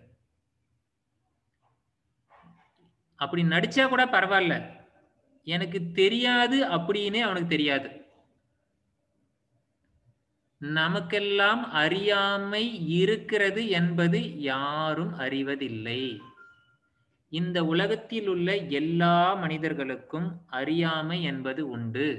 இதை நான் சொல்லல, மகரிஷி பதஞ்சலி தான் சொல்லியிருக்காரு. என்னெல்லாம் திட்டக்கூடாது. நீங்க பதஞ்சலி யோக சூத்திர கிளாஸ் எடுக்கும்போது சொல்லித்தரேன். இந்த உலகத்தில் இருக்கக்கூடிய எல்லா துன்பத்திற்கும் காரணம் தஸ்ய ஹேதுர் அவித்யா, அறியாமை தான் காரணம். அப்போ அறியாமை என்பது நீங்கினால் நமக்கு ஞானம், அந்த ஞானம் தான் நமக்கு யோகா என்ற நிகழ்வை நடத்துகிறது. ஜீவாத்மா பரமாத்மாவோட கொண்டு போய் இணைக்க போகுது. அப்போ அந்த வழியில அந்த ஞானத்தை அடைவதற்கு செய்கின்ற பிராக்டிஸ்க்கு பேரு ஞான யோகா. இன்னொரு விஷயம் பக்தி யோகம், complete surrender to the God. முதல்ல கடவுள் யாருன்னு தெரியணும். தெரிஞ்சா தானே நாம அவங்ககிட்ட பக்தி நாம போய் சரண்டர் அடைய முடியும். கடவுள் யாருன்னே தெரிஞ்சிடுச்சுன்னா அதுக்கப்புறம் நம்ம யோகா பிராக்டிஸ் பண்ண வேண்டிய அவசியம் இருக்கா? கொஞ்சம் யோசனை பண்ணி பாருங்க. பக்திங்கிறது என்னது? சரண்டர் தானே. யாருக்கிட்ட சரணடைகிறது? இறைவன் கிட்ட. இப்ப நான் சொல்றேன், நான் நெட் கிளாஸ் எடுக்கிறேன், நீங்க என்கிட்ட வாங்கன்னு சொன்னேன். நானும் தெரிஞ்சதுனால வந்தாச்சு. இனிமேல் என்கிட்ட வரத்துக்கு என்ன பிரச்சனை? ஒண்ணும் கிடையாது. இறைவன் யாருன்னே அறிந்த பிறகு இறைவனிடம் பக்தி கொள்றதுக்கு என்ன பிரச்சனை? ஆனா இங்க பக்தி யோகம் என்பது சொல்லுது இறைவனிடம் சரணடைன்னு. இறைவன் தான் யாருன்னு நமக்கு தெரியாதே, எப்படி பக்தி கொள்வது? பக்தி எப்படி கொள்ள வேண்டும் என்பதற்கான சில முறைகளை முன்னாடியே நாம இமேஜினேஷன் பண்ணிக்கிறோம். இப்படிதான் கடவுள் நம்மளுக்கு சிந்தனைக்கு எட்டிய வரை நாம் வைத்துக் கொள்கின்றோம். அது எப்படி அப்படிங்கிறத 9 படிநிலைகளை சொல்லி கொடுக்குறாங்க நவபக்தி. ஸோ எது எல்லாம் பக்தி அப்படின்னு சொன்னா, ஏற்கனவே வடிவமைக்கப்பட்டிருக்கு அந்த மந்திரத்தை முதல்ல உன் காதுல கேளு, அதை கேட்டு அதுக்கப்புறம் அதை உச்சாரணை பண்ணு. அதன் பிறகு அதுல வரக்கூடிய விஷயங்களை பாவிக்கிறதுக்கு அதை பிராக்டிஸ் பண்றது, பாத சேவனம், அந்த மாதிரி நிறைய இருக்கு. இது ஒரு யோகத்தினுடைய கீழ்நிலையாக இருந்தாலும் கூட இது முதல் படி என்பதனால் இது ஒரு முக்கிய படியாக பக்தி யோகத்தை உள்ளார வச்சிருக்காங்க ஆஸ் பர் பகவத்கீதா. கர்மயோகம் இந்த உலகத்தில் செயல்கள் செய்துதான், நம் கடமைகளை செஞ்சுதான் நாம அடைய வேண்டும். இதை இன்னொரு வகையில எடுத்தீங்கனாலும் இப்படி பண்ணலாம். ஒருவன் தான் செய்கின்ற செயலை எந்த விதமான நோக்கமும் இல்லாமல், நோக்கம்னா எதிர்பார்ப்பும் இல்லாமல், பலனை எதிர்பார்க்காமல், எல்லா கடமைகளும் இறைவனால் எனக்கு வழங்கப்பட்டது, இந்த கடமையை நான் செய்யறேன்னு சொல்லிட்டு எதை செய்யணும்னு உணர்ந்து ஒருத்தன் செஞ்சிட்டான்னா அவனும் யோகத்தை அடைந்து விடுவான், அவனும் இறைவனிடம் சேர்ந்து விடலாம். இதுதான் இறைநிலை. இப்படிதான் இருக்கும். அது எப்படி வேணா இருக்கலாம். ஏன்னா இறைநிலை எல்லாத்திலையும் இருக்கக்கூடியது. இப்படி ஒரு புரிதல் மூலமாக அவன் தியானிப்பது, எதை தியானித்தாலும் அது இறைவனைத்தான் தியானிப்பதாக அர்த்தம். அப்படி தியானம் செய்து சரண்டர் ஆகிறதுனாலையும் பக்தியின் மூலம் யோகம் அடையலாம்.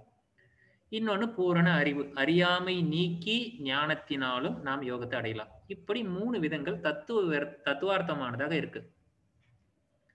அடுத்து ராஜயோகம் அப்படிங்கிறது ஒண்ணு இருக்கு. இது பிராக்டிஸ் பண்ணி உடம்புல இருக்கக்கூடிய ஆற்றலை, உடலை வைத்துக்கொண்டு, மனதை வைத்துக்கொண்டு, நடுவுல நீங்க சொன்னீங்களே உடலையும் மனதையும் டிஸ்டர்பா இருக்கு அதெல்லாம் தூக்கி எறிஞ்சிடலாம் அப்படின்னு சொல்லிட்டு, அந்த உடலையும் மனதையும் வைத்துக்கொண்டு உடலில் இருக்கக்கூடிய சக்தியை கொண்டு, குண்டலினி சக்தின்னு சொல்லக்கூடியது, அதை நாம எழுப்புறதுனால அந்த சக்தியை கொண்டு அடையக்கூடிய யோகம். அதை அடைவதற்கான பிராக்டிஸ் முறைகள் என்ன அப்படின்னு கேட்டா அது எப்படி பண்ணணும்னா அது அத யோகம். இதை தவிர்த்து மந்திர யோகம், மந்திரத்துல மந்திரங்கள் உச்சாரணை பண்றது, அதுல 2 இருக்கு, ஜபா அஜப ஜபா. ஸோ இந்த மந்திர யோகத்துல ஜபம் பண்றது அப்படிங்கிறது எல்லாம் தெரியும். 108 பீட்ஸை வச்சிருக்கிற மாலையை வச்சு கையில உருட்டி மந்திரம் சொல்லிட்டே இருப்பாங்க. சொல்றதுல 3 வகை இருக்கு, 4 வகை இருக்கு இந்த மந்திரம் ஜபிக்கிறதுல. ஸோ வாய் விட்டு சொல்றது, முணுமுணுக்கிறது, மனசுக்குள்ளார சொல்றது, எழுதி பார்க்கறது, இதெல்லாம் ஜபம். இந்த ஜபம் இந்த மந்திரம் நம்மளை எங்க கூட்டு போகும்னா தாரணா தியானா வரைக்கும் கூட்டு போகும். அஜபா ஜபா அப்படின்னு சொல்றது ஜபம் என்பது வார்த்தையால் சொல்லுவது, அஜபம் என்பது அவ்வாறா அல்லாதது, உச்சாரணம் இல்லாதது. அப்ப உச்சாரணம் இல்லாமல் எப்படி நம்ம உடம்புக்குள்ளார autonomic nervous system, somatic nervous system இருக்கிறதோ, ஒரு சில விஷயங்களை சொன்னா மட்டும்தான் உடம்பு செய்யும், கையை நீட்டு காலை நீட்டணும். ஆனா கிட்னியோ சட்னியோ இல்ல ஈரலோ இதயமோ அதெல்லாம் தானா வேலை செய்யும். அது போல எப்படி அந்த உறுப்புகள் உள்ளுணர்வா தானா வேலை செய்யுதோ அப்படி நமக்குள்ளார ஜபம் என்பது தானாக நிகழ்ந்து கொண்டே இருக்கும். அப்படி நிகழ்ந்தா அது அஜபம். அது எதை நம்ம கூட்டு போகணும்னா நம்மள சமாதி கூட்டு போகும். அது போல யாராவது பண்ணியிருக்காங்களான்னா, வால்மீகி அப்படிங்கிறவர் ராம் ராம் அப்படிங்கிற ஒரு மந்திரத்தை, நாரதரால் சொல்லிக் கொடுக்கப்பட்ட அந்த மந்திரத்தை அவர் பல வருஷங்கள் சொல்லி காட்டுல திருடனாக இருந்தவர். அவர்தான் இந்த ராமாயணத்தை எழுதினவர். சோ ஜபம் அப்படிங்கிற அந்த மந்திர யோகம், ஹதயோகம், ராஜயோகம், கர்மயோகம், பக்தி யோகம், ஞான யோகம், இந்த யோகங்கள் பற்றிய முறைகள் தான் நாம புரிஞ்சு வச்சிருக்கணும். இந்த யோகத்துல என்னென்ன தலைப்புகள்ல என்னென்ன இதுல படிக்கிறோம் அப்படிங்கிறது தான். ஏதாவது ஒரு யோகா ஸ்கூல்ல நம்ம போய் ஒரு ட்ரெடிஷன்ல படிச்சோம்னா எதை ஒன்னு ஃபாலோ பண்ணுவோம், அதை யோகா பண்ணுவோம், இல்ல குண்டலினி யோகா ராஜ யோகா பண்ணுவோம், இல்ல மந்திர யோகா பண்ணுவோம், இப்படி எதையாவது ஒண்ணு பண்ணிட்டு இருப்போம். ஆனா நெட் யோகா படிக்கிற நமக்கு மட்டும் எல்லா யோகமும் தெரிஞ்சிருக்கணும். Elements of yoga in Jainism and Buddhism. Jainism பத்தியும் புத்திசம் பத்தியும் அதுல என்ன யோகாலாம் கொடுத்துருக்காங்க, அவங்க என்னென்ன இயம நியமங்களை கடைபிடிக்கிறாங்க, இது எல்லாம் நமக்கு அவங்க சொல்லக்கூடிய வார்த்தைகளை நமக்கு தெரிஞ்சிருக்கணும். ஐயா இதேதான் முதல் நாள் வகுப்பு எடுக்கும் பொழுதும் இதே மாதிரி சிலபஸை வச்சு தான் எங்களை 2 மணி நேரம் உயிரை எடுத்தீங்க. இன்னைக்கும் அதே தான் பண்ணிட்டு இருக்கிறீங்க. அன்மியூட் பண்ணாமலே இப்படி ஒரு வாய்ஸ் கேக்குது. சோ அன்னைக்கு சொன்னதுக்கு இன்னைக்கு சொல்றதுக்கு ரொம்பவே கிளாரிட்டி இருக்குதுங்க, நிறைய வித்தியாசங்கய்யா. ஆமா, திரும்ப திரும்ப ஒரே நாள்ல அந்த மாதிரி சொன்னா நீங்க அன்னைக்கே நீங்க எல்லாமே லெஃப்ட் ஆயிட்டு ஓடி இருப்பீங்க. பாலாஜி போன் பண்ணி ஐயா நீங்க பணத்தை ரிட்டர்ன் பண்ணுங்க, உங்க ஐயா கிளாஸ் எடுக்கிறேன்னு சொல்லிட்டு என்னென்னமோ பேசிட்டு இருக்கிறாரு. ஸோ நான் வேற எங்கேயாவது போய் படிச்சுக்கிறேன், இல்லை அட்லீஸ்ட் நான் புக்லயாவது படிச்சுக்கிறேன். அப்படி ஆரம்பத்துல ஸோ என்ன இருக்கு அப்படின்னு பார்த்தோம். அதன் பிறகு அதனுடைய ஆழத்துக்கு போகணும் அப்படிங்கறது சொல்லியிருக்கேன், நான் போகல. இது எல்லாம் எந்த ஆஸ்பெக்ட்ல நம்ம பார்க்கணும் அப்படிங்கிறது நமக்குள்ளார முதல்ல சிந்தனையில உருவாகணும். எது எல்லாம் நமக்குள்ளார கேள்வியாக வருகிறதோ அதுக்கெல்லாம் பதில் நமக்குள்ளார வந்துடும். எப்பொழுது நமக்கு இந்த மாதிரியான விஷயங்களை பத்தின தெளிவு நமக்கு ஏற்படுதோ அப்போ நாம நெட்ல மட்டும் இல்லை, நம்மளுடைய வாழ்க்கையிலுமே நாம வெற்றி அடைஞ்சிடறோம். ஸோ ஃபர்ஸ்ட் யூனிட்ல இருக்கக்கூடிய சிலபஸோட பகுதி இது. ஸோ யோகாங்கிறதுக்கு நிறைய டெஃபினிஷன் நீங்கள்லாம் பார்த்துருக்கீங்க, நிறைய பேர் சொல்லியிருக்காங்க, அதெல்லாம் பார்த்துருக்கோம். நம்மளை பொறுத்த வரைக்கும் யோகா அப்படிங்கிறது அறியாமை அப்படிங்கிற ஒரு இருள். அது நீங்க வேண்டும் என்றால் ஒளி வர வேண்டும், வெளிச்சம் வர வேண்டும். அந்த வெளிச்சத்துக்கு என்ன பேருன்னா விவேக கியாதி அல்லது ஞானம்னு பேரு. அந்த ஞானத்தை எதன் மூலமாக அடைய வேண்டும் என்றால் அஷ்டாங்க யோகத்தின் மூலமாக அடைய வேண்டும். இந்த அஷ்டாங்க யோகமானது எங்க சொல்லிக் கொடுக்கப்பட்டது? 8 அங்கங்கள் பதஞ்சலி யோக சூத்திரத்தில் இருக்கிறது. அந்த அஷ்டாங்க யோகம் எதனுடைய சாரம்? பகவத்கீதையின் சாரம். பகவத்கீதை எதனுடைய சாரம்? 108 உபனிஷத்துக்களின் சாரம். உபனிஷத்துக்கள் எதனுடைய சாரம்? வேதத்தினுடைய சாரம். வேதம் என்பது என்ன? புருஷார்த்தம், நம்மளுடைய அர்த்தம், நம்மளுடைய தர்ம அர்த்த காம மோட்சம்னு சொல்லி கொடுக்கப்பட்டது. ஸோ இந்த ஒரு குட்டி லைனை நீங்க மனசுல பதிய வச்சுக்கோங்க. இதுதான் ஆர்டர், இதுதான் நம்ம பண்ண போறோம். இதுக்கு நடுவுல என்னென்னலாம் இருக்கு, என்ன தடையா இருக்கு, அதை என்ன எப்படி ஓவர் கம் பண்ணி போறோம். இதுல நிறைய பேர் ரூட் போட்டு கொடுக்குறாங்க. நீங்க இப்படி போனா ராஜயோகத்து மூலமா ரீச் பண்ணிடலாம், கர்மயோகத்துல ரீச் பண்ணிடலாம், பக்தி யோகத்துல ரீச் பண்ணிடலாம். இப்படி ஒவ்வொருத்தரும் ஒரு டெக்னிக்கை வந்து நமக்கு சொல்லி கொடுக்க போறாங்க. அந்த டெக்னிக் எல்லாம் யார் யாரு என்னென்ன டெக்னிக் சொல்லி கொடுத்தாங்கன்னு தெரிஞ்சுக்கிட்டா நாம எல்லாம் தெரிஞ்ச ஞானி. இதுல வந்து இருக்கிறதெல்லாம் நீங்க பார்த்திருப்பீங்க, இதெல்லாம் நீங்க படிச்சு பாருங்க. ஸோ இந்த யோகா அப்படிங்கிறதுக்கு ஒரு ஒரு ரஃபா தான் இந்த வருஷங்கள் இருக்கு. யோகா என்பது இந்தியாவில் உருவாக்கப்பட்டது. இது யாருக்கும் எந்த டவுட்டும் கிடையாது. எந்த காலத்தில் உருவானது அப்படின்னு எங்க சந்தேகம் வருது. இதுக்கு கிளியரான காலகட்டங்கள் நம்ம கையில கிடையாது. ஆனால் இது இந்த வருஷம் எக்ஸாக்டா நீங்க வந்து 10,001வது வருஷத்துல தான் அப்படின்லாம் கொஸ்டின் நம்மளை கேட்க போறது இல்லை. அப்புறம் ஏன் சார் இந்த ஹிஸ்டரி ஆஃப் யோகா இதெல்லாம் போட்டு எங்க உயிரை எடுக்கிறீங்க அப்படின்னா, எது முன்னாடி எது பின்னாடின்னு கூடவா நமக்கு தெரிய வேணாம்? அப்பதான் எதுக்கு பின்னாடி எது வந்ததுன்னு தெரிஞ்சாதான். இப்ப நாம எப்படி சொல்றோம், வேதத்தினுடைய சாரம் பகவத்கீதை, பகவத்கீதையினுடைய சாரம் பதஞ்சலி யோக சூத்திரம். அப்போ ஒண்ணு பின்னாடி ஒண்ணு வந்திருக்கு. எந்தெந்த காலகட்டத்துல என்னென்ன சொன்னாங்க. இன்னைக்கு திருமந்திரம் இருக்கு. திருமந்திரத்தினுடைய பகுதிகளை மறுபடியும் திருமுறைன்னு படிக்கிறோம். வள்ளலார் வந்து அந்த வள்ளலாறு 10 வருஷம் வேதாத்திரி மகரிஷிக்குள்ளார இருந்து அதுக்கப்புறம் வேதாத்திரியம்ங்கிற ஒரு எளிய முறை விளக்கத்தையும் பெறுறோம். ஏன் இப்படி எல்லாம் வர வேண்டியது இருக்கு? காலத்துக்கு தகுந்த மாதிரி எக்ஸ்பிளைன் பண்றதுக்கு இறைவன் அவதரிக்கிறான்.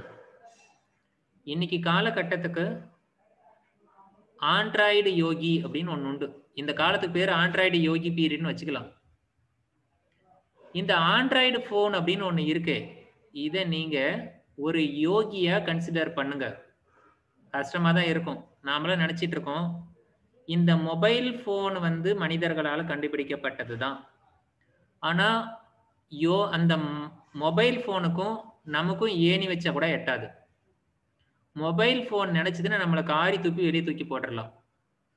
எப்படின்னு சொன்னா, அதுகிட்ட வெறும் 10 நம்பரை கொடுங்க, உலகத்துல எங்க இருந்தாலும் போய் பிடிச்சிட்டு வந்துடும்.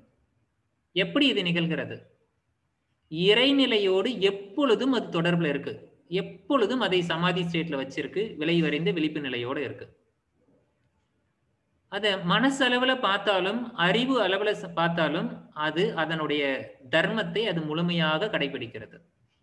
சார், ஒரு உயிரில்லாத பொருளோட போய் ஒப்பிட்டு அதுவும் அது இவ்வளவு மேன்மையா பேசலாமா அப்படின்னா யோசனை பண்ணி பாருங்க. நம்மளால உருவாக்கப்பட்ட பொருள் எவ்வளவு யோகிக் லைஃப் ஸ்டைல் அது ஃபாலோ பண்ணுதுன்ட்டு. ஈவன் நாமெல்லாம் வந்து 8 மணி நேரம் 10 மணி நேரம் தூங்குறோம். எந்திரிச்சாலும் எந்திரிக்க முடியல. ஒரு செல்போனை சுவிட்ச் ஆஃப் பண்ணி போட்டு சார்ஜ் போட்டா உடனே சார்ஜ் ஏறிக்குது. நாம படுத்து தூங்குறோம். ஒரு 10 தடவை ஓம் சாண்ட் பண்ணிட்டு மைண்டை க்ளோஸ் பண்ணிட்டு படுத்து தூங்கினா நம்ம பாடி ரீவைட்டலைஸ் ஆகும் அப்படிங்கிறது கூட நமக்கு தெரியாது. நாம யோகி பிராக்டிஸ் பண்ணிட்டு இருக்கோம். ஒரு விஷயம் பண்ணும் பொழுது இன்னொரு விஷயம் அது பண்ணாது. ஒரு கால் வரும்போது இன்னொரு கால் வந்தா வெயிட் பண்ணணும்னு தான் சொல்லும். 2 காலும் கம்பைன் பண்ணி விடாது. ஸோ அப்படிதான் அதனோட ப்ரோக்ராம். ஸோ அது போல அதுக்குன்னு ஒரு டிசிப்ளைன். ஸோ இந்த ஆண்ட்ராய்டு ஃபோனு வந்த போது இந்த ஆண்ட்ராய்டு ஃபோனை வச்சு நம்ம எக்ஸ்பிளைன் பண்ணி புரிஞ்சுக்க முடியும். காந்தம் என்பது எப்படி இயங்குகிறது.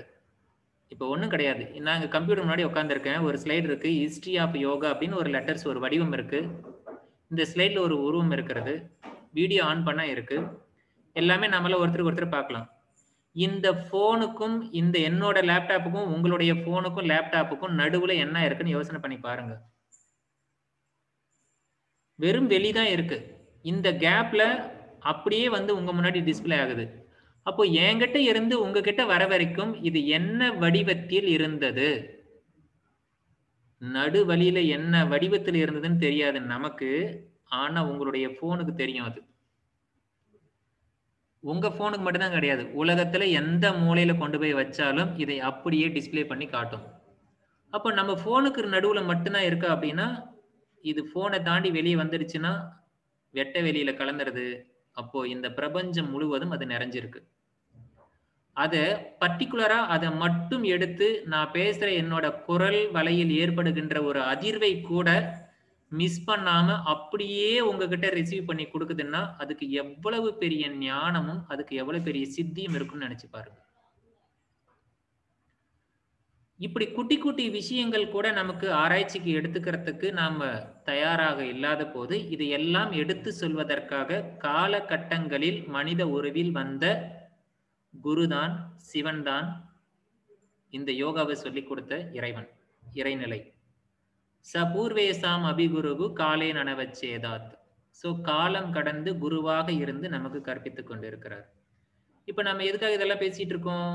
எப்படி வேதங்கள், ராமாயணம், மகாபாரதம், பகவத்கீதை, பதஞ்சலி, அதயோகம், இதெல்லாம் அந்த காலங்கள் எதுக்கு முன்னாடி எது வந்தது, எந்த காலத்துல யாரு வந்தாங்க, என்ன வார்த்தைகளை சொல்லி பயன்படுத்தி கொடுத்தாங்க. ஸோ இதையெல்லாம் தெரிஞ்சுக்கிறதுக்காக தான் இந்த ஹிஸ்டரி ஆஃப் யோகா.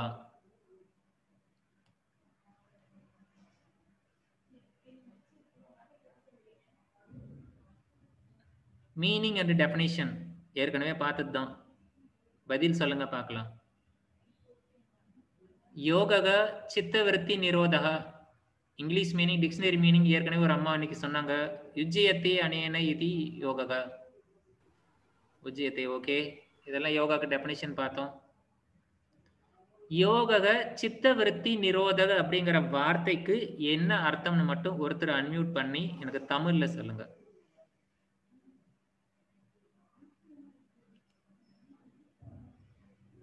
சித்தத்தில் வருகின்ற எண்ணங்களை நிரோதம் செய்ய வேண்டும் சார், நிறுத்த வேண்டும். சித்தத்தில் வருகின்ற எண்ணங்களை என்ன பண்ணணுமா? நிறுத்தணும் சார்.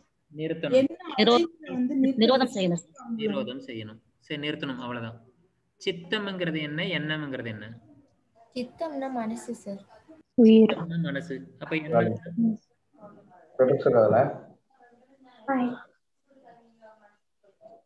நம்மள்ட்ட ஏற்படுகின்ற எண்ணத்தை இந்த யோகா செய்வதன் மூலம்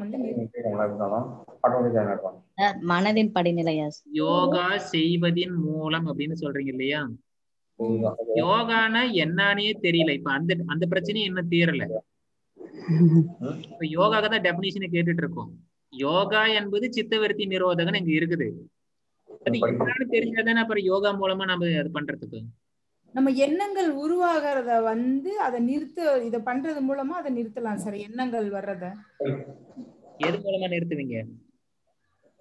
யோகம் நம்மளுடைய மைண்ட், ஆத்மா, இது நம்ம அதை பண்ணுவதன் மூலமா யோகம் செல்ஃப் ரியலைசேஷன் பண்றதுனால பண்ண முடியும். ரியலைசேஷன் எப்படி பண்ணுவீங்க? Meditation and asanas. Meditation, asanas.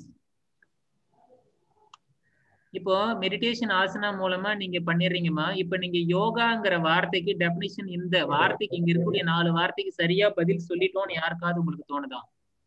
இல்ல. நம்மளுடைய கலங்கங்களை நிறுத்தி எப்போதும் நம்ம மைண்ட்ல ஒரு ஆனந்தத்துல இருக்கும் போது நம்மளுடைய எண்ணங்களையும் நம்ம இது பண்ணலாம். ஆமா, மறுபடியும் இந்த கொஸ்டின் நான் உங்களுக்கு கிளியரா புரியலன்னு நினைக்கிறேன். கொஸ்டின் நான் திருப்பி கேட்கிறேன். யோகா அப்படிங்கிறது யோகா, முதல்ல யோகாங்கிற வார்த்தை இருக்கு. அது என்ன அப்படின்னு கேட்டோம்னா அவர் சொல்றாரு சித்த விருத்தி நிரோதக அப்படின்னு சொல்றாரு. சித்த விருத்தி ஆகுது, அதை நிரோதம் பண்ணனா அதுக்கு பேரு யோகான்னு சொல்றாரு. அப்ப நீங்க தெரிஞ்சுக்க வேண்டியது 3 வார்த்தை தான். சித்தன்னா என்ன, விருத்தின்னா என்ன, நிரோதம் என்ன. இந்த 3 வார்த்தைக்கு அர்த்தம் தெரிஞ்சதுன்னா அதுக்கு பேரு யோகான்னு சொல்றாரு ஒரு டெபினிஷன். உயிர்நிலை சார், நம்ம கான்சியஸ்னஸ் சொல்லுவோம்ல சார். எது? சித்தங்கிறது உயிர்நிலை, கான்சியஸ்னஸ். சரி. விருத்தினா ஆசை. விருத்தினா ஆசை. அப்புறம் இல்ல சார், விருத்தினா தாட்ஸ், நம்மளுடைய எண்ணங்கள். எண்ணங்கள்.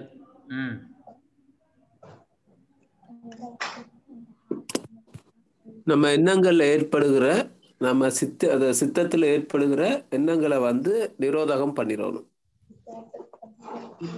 எண்ணங்கள் சித்தியில நம்ம மனதுல ஏற்படுற எண்ணங்களை நிரோதகா. மனதில் ஏற்படுறது, எண்ணத்தில் ஏற்படுறது, அறிவில் ஏற்படுறது, சம்ஸ்காரம், என்னென்ன வார்த்தைகள்லாம் பயன்படுத்த முடியுதுன்னு பாருங்க. ஏதாவது ஒரு தெளிவான வார்த்தை மட்டும் சொல்ல முடியுதுன்னு பாருங்க.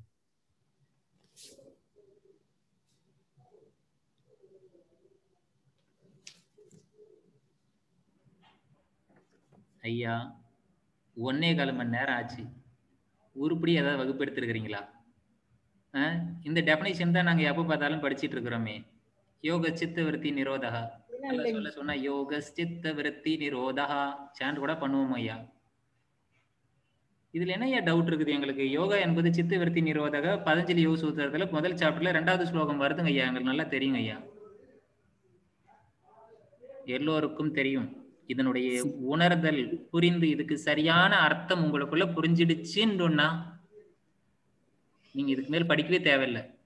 டைரக்டா எக்ஸாம் போயிடலாம். அவித்யா நம்மளுடைய ignorance remove ஆச்சு. மனம் தானே ஐயா. நம்ம என்ன மனம் தானே, எண்ணங்கள் தானே ஐயா. அத வந்து நிரோதம் பண்ண சொல்லி இருக்கிறார். நிரோதம் பண்றதுன்னு என்னது? அதுதானையா புரியல. நிறுத்தல அல்லது ஓகே.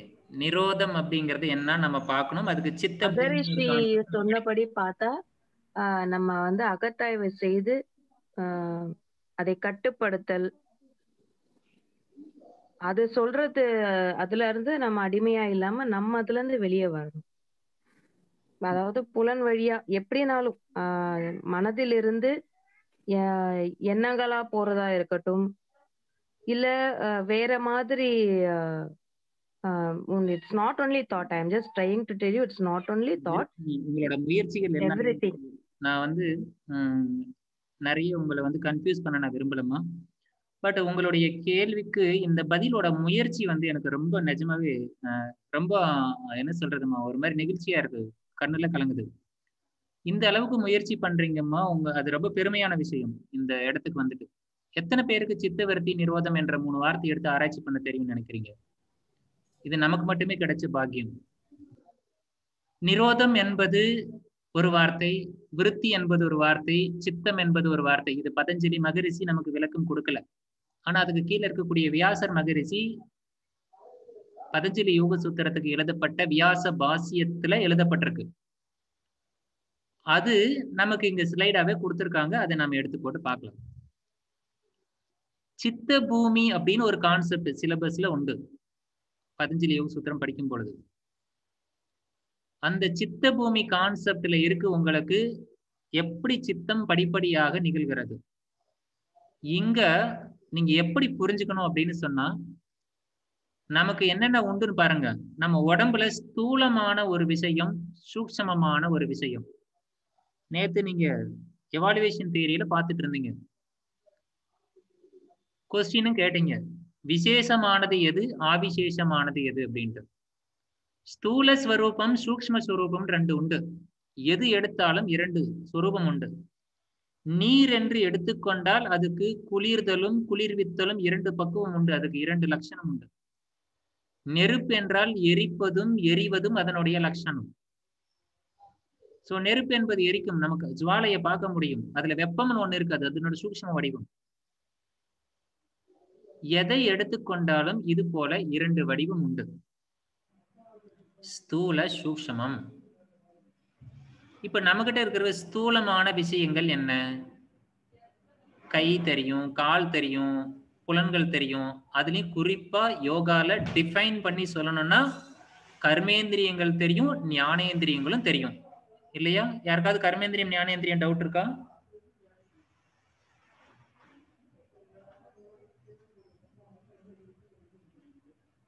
கர்மேந்திரியம் ஞானேந்திரியம் பத்தி யாருக்காவது டவுட் இருக்கா? வாழ்க வளமுடன். லைன்ல இருக்கீங்களா? கர்மேந்திரியம் ஞானேந்திரியம் பத்தி யாருக்காவது டவுட் இருக்கா? ஞானேந்திரியம்னா சென்ஸ் ஆர்கன்ஸ் தானே ஐயா? ஆமாங்கம்மா. கர்மேந்திரியம் அதுனா கை கால் இதெல்லாம் தானே. இயந்திரம் என்பது என்ன? மெஷின். மெஷின். மெஷின். அது தமிழ்ல சொன்னா இயந்திரம்னு சொல்லுவோம், சமஸ்கிருதத்துல சொன்னா இந்திரியம்னு சொல்றோம். அத வந்து இப்ப ஸ்தூலமான வடிவத்துல நம்ம உடம்புல இருக்கு, இது எல்லாம் நமக்கு புரியும். கை இருக்கு, கால் இருக்கு, மூக்கு இருக்கு, இந்த புலன்கள் 10ம் புரியும். இதோட சேர்ந்து செயல்படக்கூடியது மூளையும் நமக்கு தெரியும். அது எல்லாம் தாண்டி டெஃபினிஷனே என்னன்னு தெரியலனா கூட எண்ணம்னு ஒரு வார்த்தை பயன்படுத்துறோம், மனசுன்னு ஒரு வார்த்தை பயன்படுத்துறோம், புத்தின்னு ஒரு வார்த்தை பயன்படுத்துறோம், அறிவுன்னு ஒரு வார்த்தை பயன்படுத்துறோம். இது எல்லாம் ஒன்றா வேறா? ஏன் இந்த மாதிரி வார்த்தைகளை நம்ம பயன்படுத்தணும்?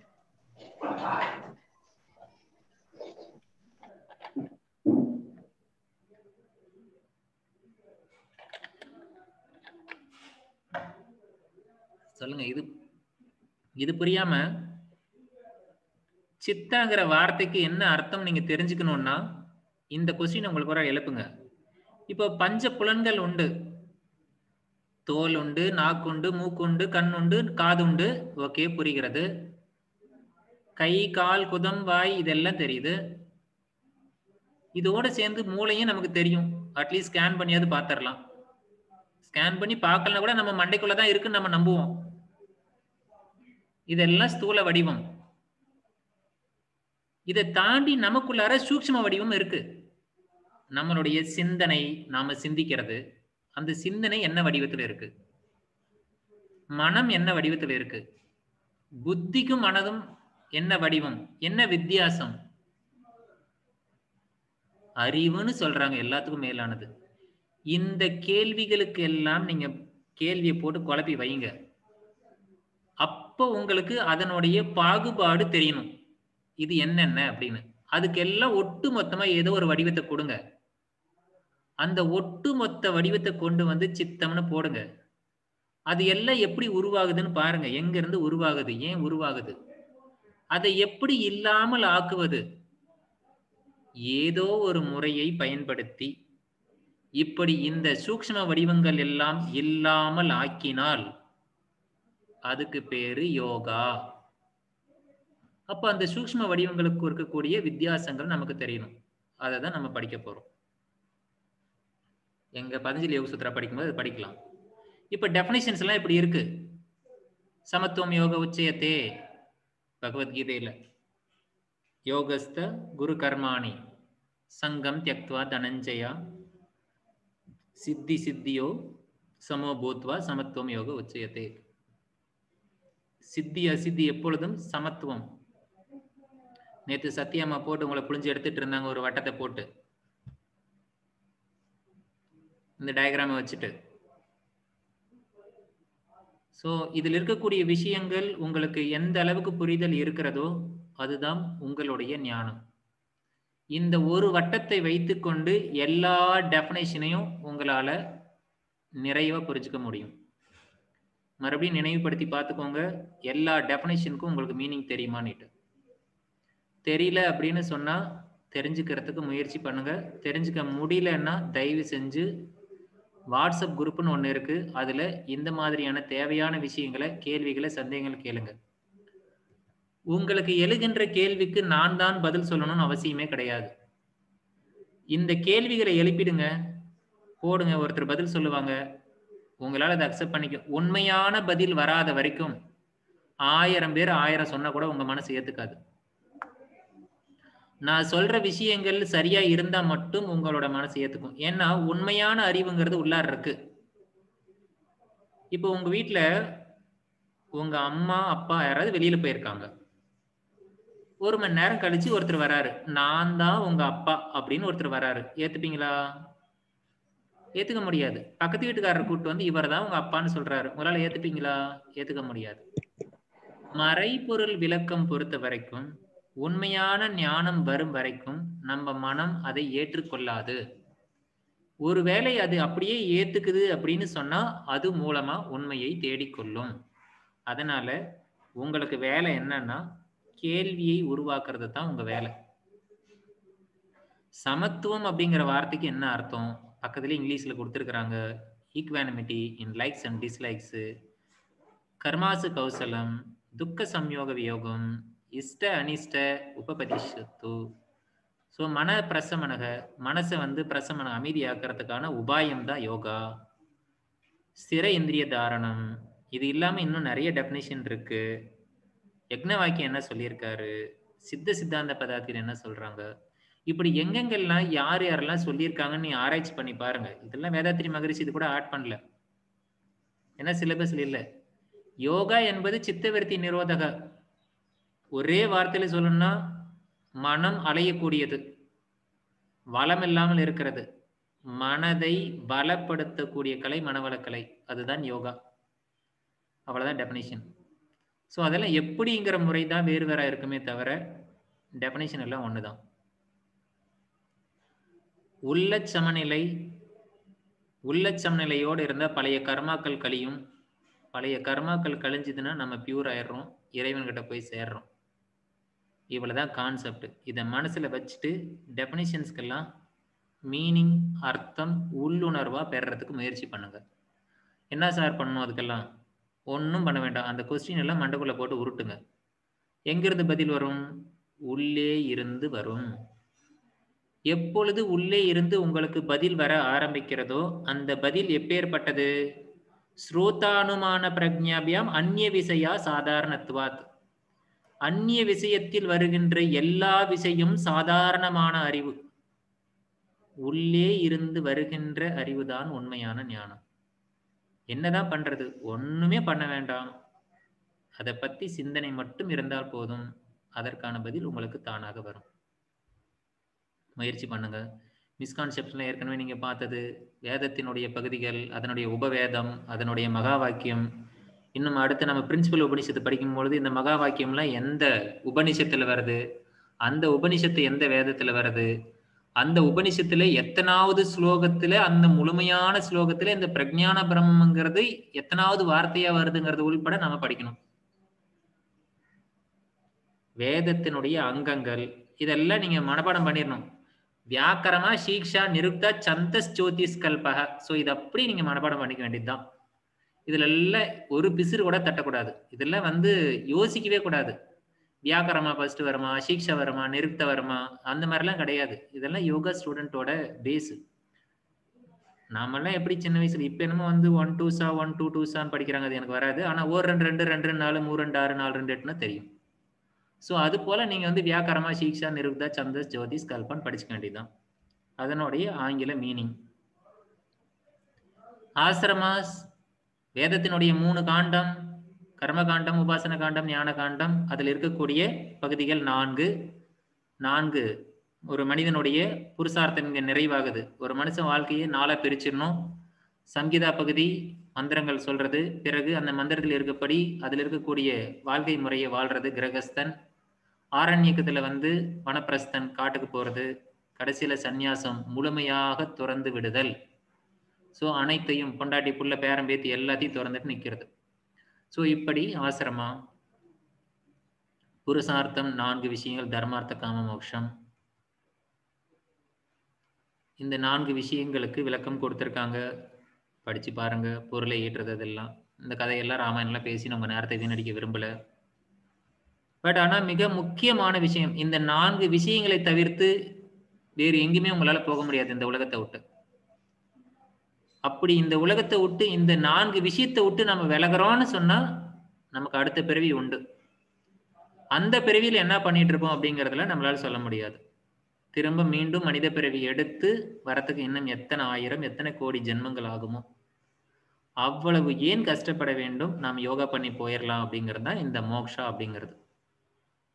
எடுத்துட்டோம், வந்துட்டோம், என்ன பண்ண முடியும்? அப்ளிகேஷன் போட்டோம், எக்ஸாம் போய் எழுத்தானே ஆகணும். அப்படிதான். ஸோ இந்தியன் பிலாசபியில வேதத்தை ஏற்றுக்கொள்ளக்கூடியது, ஏற்காதது, ஆஸ்திக தத்துவம், நாஸ்திக தத்துவம், இதில் எது கீழே வருது? வேதத்தை முழுமையாக நம்பி இருக்கிற தத்துவங்கள் எது? வேதத்தை இருந்துட்டு போது அது ஒரு பக்கம், நான் என்னோட தகவலை சொல்றேன் அப்படின்னு சொன்னது 4. ஸோ அதுதான் இண்டிபெண்ட் ஸ்கூல்ஸ். இன்னொன்று பேஸ்ட் ஆன் வேதாஸ். இந்த சார்ட்டை பார்த்து வச்சுக்கோங்க. இதுலலாம் உங்களுக்கு நேற்றே பார்த்து புரிஞ்சிருப்பீங்க. ஸோ சத்தரிசனங்கள் யார் யாரு எந்தெந்த காலத்துல என்னென்ன சூத்திரங்கள் சொன்னாங்க, என்ன தியரி பண்ணாங்க, என்ன வாதங்கள் வச்சிருந்தாங்க, ஸோ இவங்களுக்குள்ளார எத்தனை அளவீடுகள் இருந்தது அப்படிங்கிறதெல்லாம் நீங்க கிளியரா மைண்ட்ல ஃபிக்ஸ் பண்ணிக்கோங்க. உங்களுக்கு கிளியரா தெரியணும். சிம்பிளா கொஸ்டின் இவ்வளவுதான் கேட்க முடியும். இதுல இருந்து கொஸ்டின் கேட்கறாங்க அப்படின்னா நீங்க வந்து வைசேடிகம் கனாத முனிவர் என்ன சொன்னாரு, அட்டாமிக் தியரின்னு உங்களுக்கு கிளியரா தெரிஞ்சதுன்னா உங்களுக்கு ஓகே, மார்க் நம்ம கையில் உண்டு. ஸோ ஒவ்வொரு தரிசனமும் எதையெல்லாம் அடிப்படையாக பிரமாணாசை வச்சிருக்கு, இந்த உலகம் படைக்கப்பட்டதுக்கு என்னென்னலாம் இருக்கு அப்படிங்கிறதுக்கு ஒவ்வொரு இப்ப நியாய தர்சனம் அப்படின்னு சொன்னா நியாய சூத்திரம் இருக்கு. அந்த பதஞ்சலி யோக சூத்திரம் போல நியாய சூத்திரம் அதெல்லாம் நம்ம எடுத்து படிக்கிறோமா அப்படின்னா படிக்கிறது இல்லை. ஏன் அப்படின்னு சொன்னா அதனுடைய இன்ட்ரோடக்ஷன் தான் நம்ம கேட்டிருக்காங்க. அதனால அதனுடைய மேலோட்டமான விஷயங்களை நம்ம படிக்கிறோம். இது போல 6 தரிசனங்கள் உண்டு. மிக முக்கியமான ஒரு ஸ்லைடு இது, எவால்வேஷன் தியரி. விசேஷ புருஷாவுக்கும் புருஷாவுக்கும் என்ன வித்தியாசம், இந்த புருஷாவுக்கும் மூல பிரகிருதியான 3 குணங்களுக்கும் என்ன தொடர்பு, இந்த புருஷா பிரகிருதியோட தொடர்பு தான் எல்லாத்துக்குமே மூல காரணம். இந்த ஸ்லைடு எப்ப உங்களுக்கு முழுமையாக தெரியுதோ அப்ப உங்களுக்கு யோகா வந்து கிட்டத்தட்ட முழுமையா புரிஞ்சிடும். இதுல இருக்கக்கூடிய வார்த்தைகள் கீழே இருந்து போங்க, கீழே கட்டத்துல பாருங்க. ஒவ்வொரு வார்த்தையும் ஆங்கில வார்த்தையும் உண்டு, சமஸ்கிருத வார்த்தையும் உண்டு. கீழே கடைசி கட்டத்தில் இருக்கக்கூடியது கர்மேந்திரியங்கள். கர்மேந்திரியங்களுக்கு பெயர் உண்டு, அதை நீங்க மனப்பாடம் பண்ணி தான் ஆகணும். வாக்குன்னாலும் கந்தன்னாலும் வாயின்னு தெரியணும். பாணின்னா கை, பாதான்னா காலு, உபாஸ்தம் அப்படின்னா ஜென்சியல் பார்ட், பாயு அப்படின்னு சொன்னா ரெக்டம். இது எல்லாம் கர்மேந்திர ஞான இந்த 20 தத்துவங்கள் இந்த கட்டத்துல இருக்கு. இந்த 20 கட்டத்துல மேல இருக்கக்கூடிய தன்மாத்திரைய ஆவிசேஷன் வச்சிருக்கோம், கீழே இருக்கிறதெல்லாம் விசேஷன் வச்சிருக்கோம். இந்த புலன்கள், கர்மேந்திரியங்கள், ஞானேந்திரியங்கள், பஞ்சபூதங்கள், இந்த 3ஓட சேர்ந்து இருக்கும் பொழுது மனசு அப்படின்னு இருக்கு. இந்த மனசு இயங்குறதுக்கு இந்த தன்மாத்திரைகள் தேவைப்படுது. அதனாலதான் அது சைட்ல ஒரு கோடு போட்டு இழுத்துட்டு வந்து இந்த மனசோட சேர்த்து விட்டுருக்கு.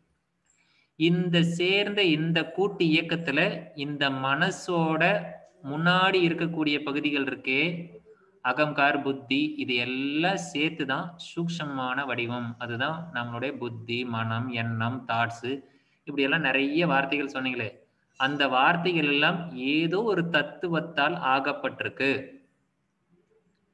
அது எதனால் ஆக்கப்பட்டது?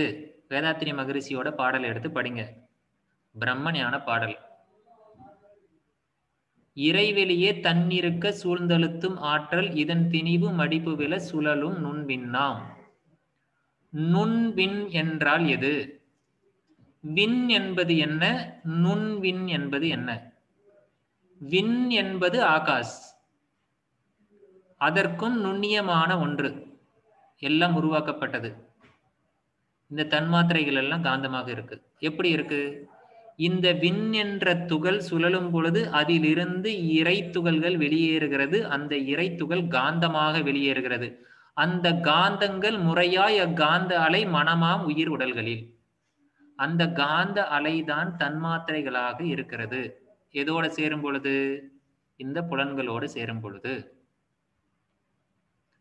எப்பொழுது பிரம்மஞான பாடலுக்கு உங்களுக்கு விளக்கம் தெரியுதோ அப்ப இந்த ஸ்லைடு உங்களுக்கு முழுசா புரியும். அப்போ விண் துகள் சுழலும் பொழுது அதிலிருந்து வெளியேறுகின்ற காந்தம்தான் மனமாகவும் எண்ணமாகவும் சித்தமாகவும் புத்தியாகவும் அறிவாகவும் நம்ம பல்வேறு பேர் வச்சுக்கிறோம். எதன் அடிப்படையில் வைக்கிறோம்? அந்த காந்தம் எவ்வளவு ஃப்ரீக்வன்சி, எவ்வளவு வேகத்தில் அது சுழலுதோ அதை பொறுத்து அதுக்கு நம்ம பேர் வச்சுக்கிறோம். அப்ப அந்த பேர் என்ன ஆகுது? அதனுடைய ஃப்ரீக்வன்சி அடிப்படையில சொல்றோம். அந்த காலகட்டத்துல யோக முறைய கையாண்ட பொழுது, இன்னைக்கு வந்து நம்ம mental frequency alpha, beta, delta, theta நாம சொல்லிடுறோம். அந்த காலத்துல அப்படி சொல்லியிருக்க முடியுமா? அவங்களும் அந்த வார்த்தையை பயன்படுத்தினாங்க. புத்தி, அகங்கார், பிரத்யம், சத்துவா, இது போன்ற வார்த்தைகள்லாம் கபில மகரிஷியும் பதஞ்சலியும் கையாண்டிருக்காங்க. அப்படி அவங்க அந்த மறைபொருளை சொல்லி கொடுத்ததுதான் இங்க ஆவிசேஷம். இந்த ஆவிசேஷம் என்பது சூக்ஷமானது என்றால் அதையெல்லாம் தாண்டி அதிசூக்ஷமானதுதான் இந்த 3 குணங்கள். இந்த 3 குணங்கள் ரஜஸ், தமஸ், சத்துவம், இந்த 3 குணங்களில் இருந்துதான் எல்லாம் உருவானது. இந்த 3 குணங்களும் சமமாக இருக்கும் பொழுது எதுவுமே உருவாகல. ஆனால் இந்த 3 குணங்களில் ஒரு சின்ன டிஸ்டர்ப் ஆகுது அப்படின்னு சொன்னா படைப்புகள் வந்துடுச்சு. இந்த 3 குணங்களை ஒரு பெண்ணாக சித்தரித்து கொள்ளுங்கள். ஒரு பெண், ஒரு அழகான பொண்ணு பாருங்க, ஒரு பச்சை கலர் saree கட்டி, ஒரு அப்படி சிகப்பு கலர் லிப்ஸ்டிக்லாம் அடிச்சு, அப்படி ஒரு மெரூன் கலர்ல பிளவுஸ் எல்லாம் போட்டுக்கோங்க. அப்படி ஒரு பெண்ணை சித்தரிச்சுக்கோங்க. 3 குணங்களும். அது பக்கத்துல புருஷா அப்படின்னு ஒண்ணு இருக்கு. அது புருஷாங்கிறது ஒரு ஆண் வச்சுக்கோங்க. இந்த பெண் இல்லாமல் புருஷாவால எதையுமே அனுபவிக்க இயலாது. இந்த புருஷா என்பவன் இந்த பிரகிருதியோட சேரும் பொழுது அவங்க இன்ப துன்பத்தை அனுபவிக்கிறாங்க. இந்த புருஷா பிரகிருதியினுடைய சேர்க்கை இன்ப துன்பத்தை அனுபவிக்கிறதுக்கு. இன்ப துன்பங்களை அனுபவிப்பதற்கு இந்த புருஷா, இந்த பிரகிருதியினுடைய அங்கங்கள் பாத்தீங்கன்னா அதுக்குதான் புத்தி, அகங்கார், தன்மாத்திரைகள், புலன்கள் எல்லாமே இருக்கு. இது பூரா பிரகிருதி. இந்த பிரகிருதியினோட மூலம் எதுன்னு பாத்தீங்கன்னா இந்த 3 குணங்கள். அப்போ இந்த புருஷாவும் இந்த பிரகிருதியும் சேர்ந்து எல்லாத்தையும் அனுபவிக்குது. அனுபவிக்கும் பொழுது இந்த 3 குணங்களால் ஆனது தான் எல்லாமே. அது 2 பகுதியா இருக்கு. ஒன்னு சூக்ஷ்ம வடிவம், இன்னொன்னு ஸ்தூல வடிவம். ஸ்தூல வடிவத்துல பஞ்சபூதங்களாகவும் பஞ்ச கர்மேந்திரியங்களாகவும் பஞ்ச ஞானேந்திரியங்களாகவும் பிரிக்கிறோம். சூக்ஷ்மமான வடிவத்தை தன்மாத்திரையாகவும் அதை தான் நம்ம மனசு, புத்தி, சித்தா, அகங்காரப்பெல்லாம் பிரிக்கிறோம். எப்படியே இருந்தாலும் இதனுடைய ஒட்டுமொத்த சேர்க்கை தான் நாம இந்த புருஷா அப்படிங்கிறது ஒண்ணு உண்டு. இந்த புருஷாவுக்கு அனுபவிக்கிறதுக்காக சேர்க்கையின் மூலமாக இந்த பிரகிருதியில் இப்படி எல்லாம் நிகழுது. இது எல்லாம் நிகழ்ந்து ஒரு முடிவுக்கு வரும் பொழுது இந்த பிரகிருதி எல்லாம் என்ன பண்ணுமா, நம்ம கீழே இருந்து ஒன்னொன்னா ரிமூவ் பண்ணிட்டே வரோம். கர்மேந்திரியங்களோட வேலையை ஸ்டாப் பண்ணிடுறோம். அப்புறம் ஞானேந்திரியங்களோட வேலையை ஸ்டாப் பண்றோம். பஞ்சபூதங்களோட தொடர்பை நிறுத்திக்க போறோம். தன்மாத்திரையோட உணர்ச்சிகளை கட்டுப்படுத்திடுறோம். அதுக்கப்புறம் அதையெல்லாம் கடந்து மேல வந்துடுறோம். நானுங்கிற உணர்வு தான் அகங்கார். அப்ப நானுங்கிற இடத்துக்கு வந்தோம்னா அதுக்கு முன்னாடி என்ன இருக்கு? நானுங்கிற இடத்துல நம்ம கிட்ட புத்தி இருக்கு. அந்த புத்தியும் தாண்டி போனோம்னா 3 குணங்கள் இருக்கு. அந்த 3 குணங்களையும் ரஜோகுணமும் தமோ குணமும் நீக்கிட்டா மீதி சத்துவம் இருக்கு. இந்த சத்துவம் புருஷாவும் பக்கத்துல இருக்கக்கூடியது.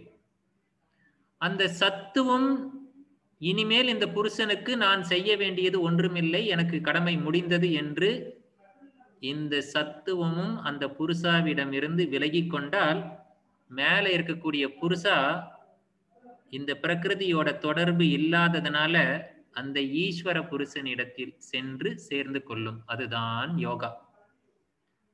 அப்போ இந்த குணங்கள் எல்லாம் இந்த புருஷாவுக்கு நான் பணிவிட செய்யறதுக்கு ஒண்ணுமே இல்லை அப்படின்னு வருகின்ற நிலை. புருஷார்த்த குணானாம் சூன்யானாம் பிரதிபிரசவ. பிரதிபிரசவம்னா ரிவர்ஸ், அது மீண்டும் வெளியே வந்துடுது. பிரசவம்னா வர்றது, பிரதிபிரசவம்னா ஆப்போசிட். 3 குணங்களும் இனிமேல் இந்த புருஷாவுக்கு நான் செய்யறதுக்கு ஒண்ணும் இல்லைன்னு எப்ப அது விலகி கொள்கிறதோ, எப்படி ஒரு பொண்ணாக சித்தரிச்சோம், ஒரு ஹஸ்பண்ட் அண்ட் ஒய்ஃப் 2 பேரும் சேர்ந்தாங்க. அதன் பிறகு அந்த அம்மா இனிமேல் இந்த பெரியவருக்கு நான் எந்த விதமான பணிவிடையும் செய்ய வேண்டிய வேலை கிடையாது, ஏனென்றால் இந்த கிழவனுக்கு வேலை முடிஞ்சிருச்சு அப்படின்னு சொல்லும் பொழுது அந்த கிழவன் வந்த இடத்துக்கு திரும்ப போறாரு. ஸோ இதுதான் நம்மளுடைய வாழ்க்கையினுடைய புருஷார்த்தத்தினுடைய நோக்கத்தை ஷார்ட்டா சொன்னா இப்படி சொல்லலாம். இப்ப இந்த 3 குணங்கள் நமக்கு புரிஞ்சாதான் மற்ற கதையெல்லாம் புரியும். இதுக்கு ஒரு குட்டி கதை நான் சொல்றேன். ஒரு காட்டுல நீங்களே போயிட்டு இருக்கீங்க. ஒரு காட்டுல நீங்க போயிட்டு இருக்கீங்க. உங்கள் கழுத்துல சும்மா இமேஜின் தானே பண்ணுங்க, என்ன போலீஸ்காரனா பிடிச்சிக்க போறான். ஒரு 20-30 கிலோ நகை அப்படி கழுத்து காலு எல்லாம் போட்டிருக்கோம், நகையா போட்டிருக்கோம், நகையா ஜொலிக்குது, வைரமாலையா போட்டிருக்கோம், நிறைய நகை போட்டிருக்கோம், காட்டுல நடந்து போயிட்டு இருக்கோம். அப்போ ஒரு 3 பேர் நகையெல்லாம் பிடுங்கிட்டாங்க நம்ம கிட்ட. 3 திருடர்கள் நகையெல்லாம் எடுத்துக்கிட்டாங்க.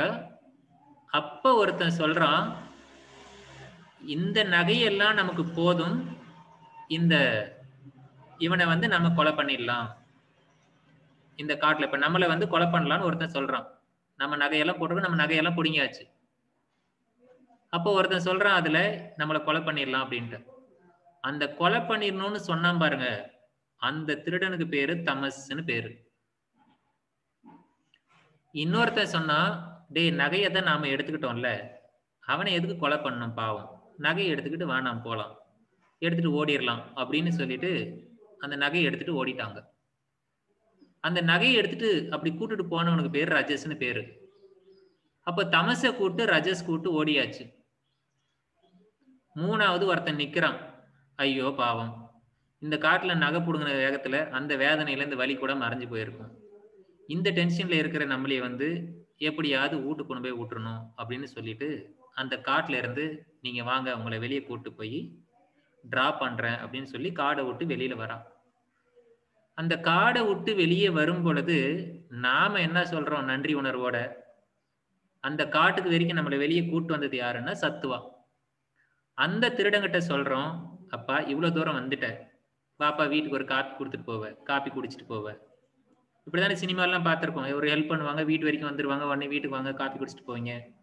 இதெல்லாம் சினிமாவில தான் உண்டு. சோ அது போல அந்த சத்துவம், இப்ப சத்துவத்துக்கு என்ன பட்டம் கட்டி வச்சிருக்கோம், அவனுக்கும் திருடன் தான் என்று பெயர் வைத்திருக்கிறோம். அப்ப சத்துவம் திருடனா அப்படின்னா உண்மைதான். சத்துவம் நமக்கு உதவியே பண்ணாலும் அவனும் திருடன் தான். ஏன் சத்துவம் ஏன் வீட்டுக்கு வரமாட்டேங்கிறான், பாப்பா காபி குடிப்பா வரமாட்டேங்கிறான். அப்ப சத்துவம் சொல்றான், நான் உங்க வீட்டுக்கு இந்த ஊருக்கு வர இயலாது, வந்தா இந்த ஊர்க்காரர் எல்லாம் என்ன பிடிச்சுன்னு உதைப்பாங்க, கட்டி வச்சு உதைப்பாங்க. என்ன வச்சுக்கிட்டு மீதி அவங்க 2 பேர் எங்கன்னு கேட்பாங்க. அவனும் ஒருத்தன் கொலைகாரன், இன்னொருத்தன் ஓடுன்னு ஓடுறவன். அவனுக்கு போய் எங்க இருந்து நான் போய் கொண்டு கொடுக்குறது. ஸோ என்னால உங்க கூட வர முடியாது, நீ போ அப்படின்னு சொல்லி நம்மளை அனுப்பிவிட்டு இந்த சத்துவம் திரும்பி போயிடுது. இதுதான் கதை. எல்லா விஷயங்களையும் இந்த கதையிலேயே வச்சு நாம புரிஞ்சுக்க முடியும். இந்த 3 குணங்களும் இப்படி நமக்கு இந்த உலக விஷயங்கள் எல்லாம் அனுபவிச்சு காட்டிட்டு மீண்டும் அது சென்று விடுகிறது. சரி, இந்த 3 திருடர்களும் காட்டுக்குள்ள போய் திருப்பி என்ன பண்ணுவாங்க, திரும்ப கொள்ளைதான் அடிக்க போறாங்க, மறுபடியும் திருட போறாங்க. இது நமக்கு சூத்திரத்துல தெளிவா சொல்றாங்க. இது வந்து நமக்கு பணிவிட செஞ்சு முடிச்சுட்டு மீண்டும் இன்னொருத்தனுக்கு பணிவிட செய்ய போயிடும், மீண்டும் திருட போயிடும். இந்த திருடுற குணம் காப்பாத்துற குணம் எல்லாம் நல்லது கெட்டது எல்லாம் இதுலயும் நடக்குது. ஸோ நல்லது கெட்டது இந்த 3 தான் இதுலயே இருக்கு. இந்த 3 குணங்கள் எப்பொழுது நமக்கு புரிகிறதோ, இந்த 3 குணங்களுடைய பை ப்ராடக்ட் தான் மீதி எல்லாமே பிரகிருதி. இததான் இந்த மூல பிரகிருதி, 3 குணங்கள் தான் மூல பிரகிருதி, அதுதான் மூலம். பிரகிருதிக்கு மூலமாக இருக்கிறது மூல பிரகிருதி, அதுதான் இயற்கை. இயற்கை என்றால் என்ன அர்த்தம், செயற்கை என்றால் என்ற அர்த்தம் தெரிஞ்சதுன்னா இயற்கைக்கு அர்த்தம் கண்டுபிடிச்சிடலாம். செயற்கை என்றால் செய்யப்பட்டது, செய்யப்படாதது எல்லாம் இயற்கை. இப்ப நமக்கு நம்ம ஒரு சட்டி பண்றோம், இல்ல ஒரு ஏதாவது ஒரு பொருளை உருவாக்குறோம்னா நமக்கு அது செயற்கை. மீதி மரம் செடி கொடி வனம் தென்றல் இதெல்லாம் இயற்கைன்னு சொல்லுவோம். ஆனா இங்க இந்த தியரியை பொறுத்த வரைக்கும், கபிலர் பொறுத்த வரைக்கும் புருஷாவும் பிரகிருதியும் இயற்கை, படைக்கப்படாதவை. அதனாலதான் அது அவ்வியக்தம்னு சொல்றாரு, அன்மேனிஃபெஸ்டட். புருஷாவும் பிரகிருதியும் எப்பொழுதும் இருந்தது, இருந்து கொண்டே இருந்தது. இது எப்பொழுதும் இருக்கிறதுனால அது அவ்வியக்தம். சரி, இதுல வந்து இப்படி சொல்றாங்க, இந்த 3 குணங்களும் இப்படி நமக்கு வந்து பணிவிட செஞ்சுட்டு அது போயிடும். புருஷா கூப்பிட்டா கூட வரமாட்டேங்குது.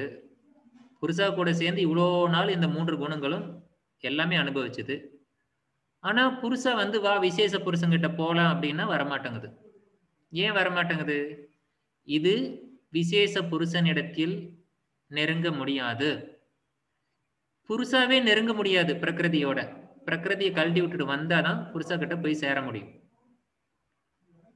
பதி அணுகில் பசு பாசம் நில்லாவே, திருமந்திரத்துல பதி பாசம் பசு பதி பசு பாசம் என பகர் மூன்றில் ஒரு திருமந்திரம் இருக்கும். அந்த திருமந்திரத்தை எடுத்து படிச்சீங்கன்னா எப்படி இந்த 3 குணங்கள் நம்மளை விட்டு விலகி ஓடுது அப்படின்னு நமக்கு தெரியும். சும்மா ஞாபகப்படுத்துறேன், எல்லாருக்கும் தெரியும். பதி பசு பாசம் என பகர் மூன்றில். பதி பசு பாசம், அந்த பதிங்கிறது புருஷா, அதாவது ஈஸ்வர புருஷா. பசு அப்படிங்கிறது இந்த உலகம், ஆணவம், கண்மை, மாயை, இந்த புத்தி, அகங்காரம் இதெல்லாம் சொல்றமே இது. அதுக்கு கீழே இந்த உலகம், இதெல்லாம் பசு பாசம். இது எல்லாம் எப்பொழுதும் அனாதி. பதி பசு பாசம் அனாதி, இது எப்பொழுதும் இருக்கக்கூடியது. பதி பசு பாசம் சென்று அணுகா, இவையெல்லாம் ஒன்றோடு ஒன்று போய் சேர்ந்து புருஷங்கட போய் சேர முடியாது. ஆனா புருஷாவோட பார்வை பட்டதுன்னா இது எல்லாம் நில்லாவே, அந்த இடத்துல நிக்க முடியாது. ஈஸ்வர புருஷனுடைய பார்வை புருஷா மேல பட்டா இந்த குணங்கள் எல்லாம் கலந்து விடும். அதனாலதான் பக்தி நமக்கு முக்கியமானதை சொல்றாங்க.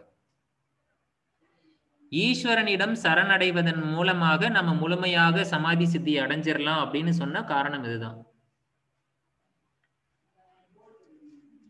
இந்த ஸ்லைட்ல இருக்கக்கூடிய தத்துவங்களுக்கு எப்பொழுது உங்களுக்கு விளக்கம் புரிகிறதோ அப்பொழுது உங்களுக்கு மோட்சம், ஞானம், யோகம் எல்லாம் புரிய ஆரம்பிக்கும். திருமந்திரம் படிச்சாலும் உபனிஷத்துக்கள் படிச்சாலும் எதை படிச்சாலும் உங்களுக்கு ஈஸியா புரிய ஆரம்பிக்கும். சாங்கிய பிலாசபில சொல்லப்பட்ட இந்த படைப்பு தத்துவம் இன்னைக்கு இருக்கக்கூடிய யோக மதத்தில் வரைக்கும் இன்னைக்கு வரைக்கும் யாரும் இதை மறுக்கல. இந்த ஸ்லைடை ஒரு 2-3 தடவை நீங்க ஒரு நாளைக்கு சும்மா பாருங்க, புரியற வரைக்கும் என்னதான் இருக்குன்னு. விசேஷ புருஷான்னு ஒண்ணு இருக்கு, புருஷான்னு ஒண்ணு இருக்கு, மூல பிரகிருதி, புத்தி, அகங்கார். புத்திங்கிற இடத்துல பி இருக்கு, அப்ப அது பீஜம். அகங்காரங்கிற இடத்துல இருக்கு, ஆ இருக்கு, அது அங்குரம். அங்குரம்னா அந்த முளைச்சு வர்றது. இப்படி ஒண்ணு பார்க்க பார்க்க விசேஷம், ஆவிசேஷம், லிங்கம். அப்ப 2வது இடத்துல லிங்கம்னு இருக்கு. அந்த வார்த்தைக்கு எதிர்ப்பதம் போட்டீங்கன்னா அலிங்கம். அப்ப லிங்கம்னா என்ன, அலிங்கம்னா என்ன? லிங்கம்னா உருவம், அலிங்கம்னா அரூபம். அப்ப உருவ அரூபம்னா 2 சேர்ந்தா என்ன? பல வார்த்தைகளுக்கு உங்களுக்கு அர்த்தம் தெரிய வேண்டும். யோகால நம்ம முன்னாடி போறோம்னா இந்த மாதிரி வார்த்தைகள் பயன்படுத்தி இருக்கிறது, பல சூக்ஷ்மமான விஷயங்கள்லாம் எப்படி வார்த்தைகள்ல ஜாலமாக வடிவமைக்கப்பட்டிருக்கு அப்படிங்கிறதுல நமக்கு தெரியணும். எந்த வார்த்தையை நெட்ல கொஸ்டினா போட்டு கேட்பாங்க நமக்கு தெரியாது. யாரோட தியரியை வேணா அவங்க அப்ளை பண்ணலாம். பட் பேசிக்கலா நமக்கு இதுதான் சேர்க்கை, இந்த சேர்க்கை தான் எல்லாத்துக்கும் காரணம், எல்லா இன்ப துன்பத்துக்கும். இந்த சேர்க்கை எப்பொழுது நீங்கும்? இந்த சேர்க்கையை எப்படி நீக்கிக் கொள்கிறது? இந்த சேர்க்கை நீங்காம இருக்கிறதுக்கு என்ன காரணம்? அவித்யா காரணம். அவித்யா நீங்கன்னா ஞானம் வரணும். ஞானம் வரணும் என்ன பண்ணணும்? யோகா பண்ணணும். அப்ப யோகாங்கிறது என்ன, யோகா பயிற்சிங்கிறது என்ன? இதெல்லாம் தான் நாம தெரிஞ்சுக்கூடிய விஷயம். இதுதான் இந்த சாங்கிய பிலாசபில இந்த ஸ்லைடை நீங்க அடிக்கடிக்கு கொஞ்சம் பார்த்துட்டே இருங்க. எப்பொழுது இந்த ஸ்லைடு உங்களுக்கு முழுசா புரிதல் வருதோ அப்ப வரைக்கும் பார்த்துட்டே இருங்க. அதுக்கப்புறம் பதஞ்சலி யோக சூத்திரம் இதெல்லாம் நேத்தே அம்மா எடுத்தாங்க. ஸோ மகாபாரதத்துல 18 பருவம் இருக்கு. மகாபாரதம் அதனுடைய பகுதிகள், பருவத்தில் இருக்கக்கூடிய உபபருவங்கள், அதுக்கப்புறம் சாந்தி பருவம், சாந்தி பருவத்தில் இருக்கக்கூடிய முக்கியத்துவம், அதுல என்னென்ன பத்தி எல்லாம் டிஸ்கஷன் பண்றாங்க அப்படிங்கறதெல்லாம் நம்ம அடுத்த வரக்கூடிய சனிக்கிழமை மத்தியானம் பார்க்கலாம். ஸோ இந்த ஸ்லைடு கம்ப்ளீட் ஆனது உங்களுக்கு நான் இப்போ நைட்டு ஃபார்வர்ட் பண்ண சொல்றேன். ஸோ ஏதாவது சந்தேகம் இருக்குன்னா உங்களுக்கு ஒரு 5 நிமிஷம் டைம் இருக்கு, நீங்க எதாவது கேட்கலாம்.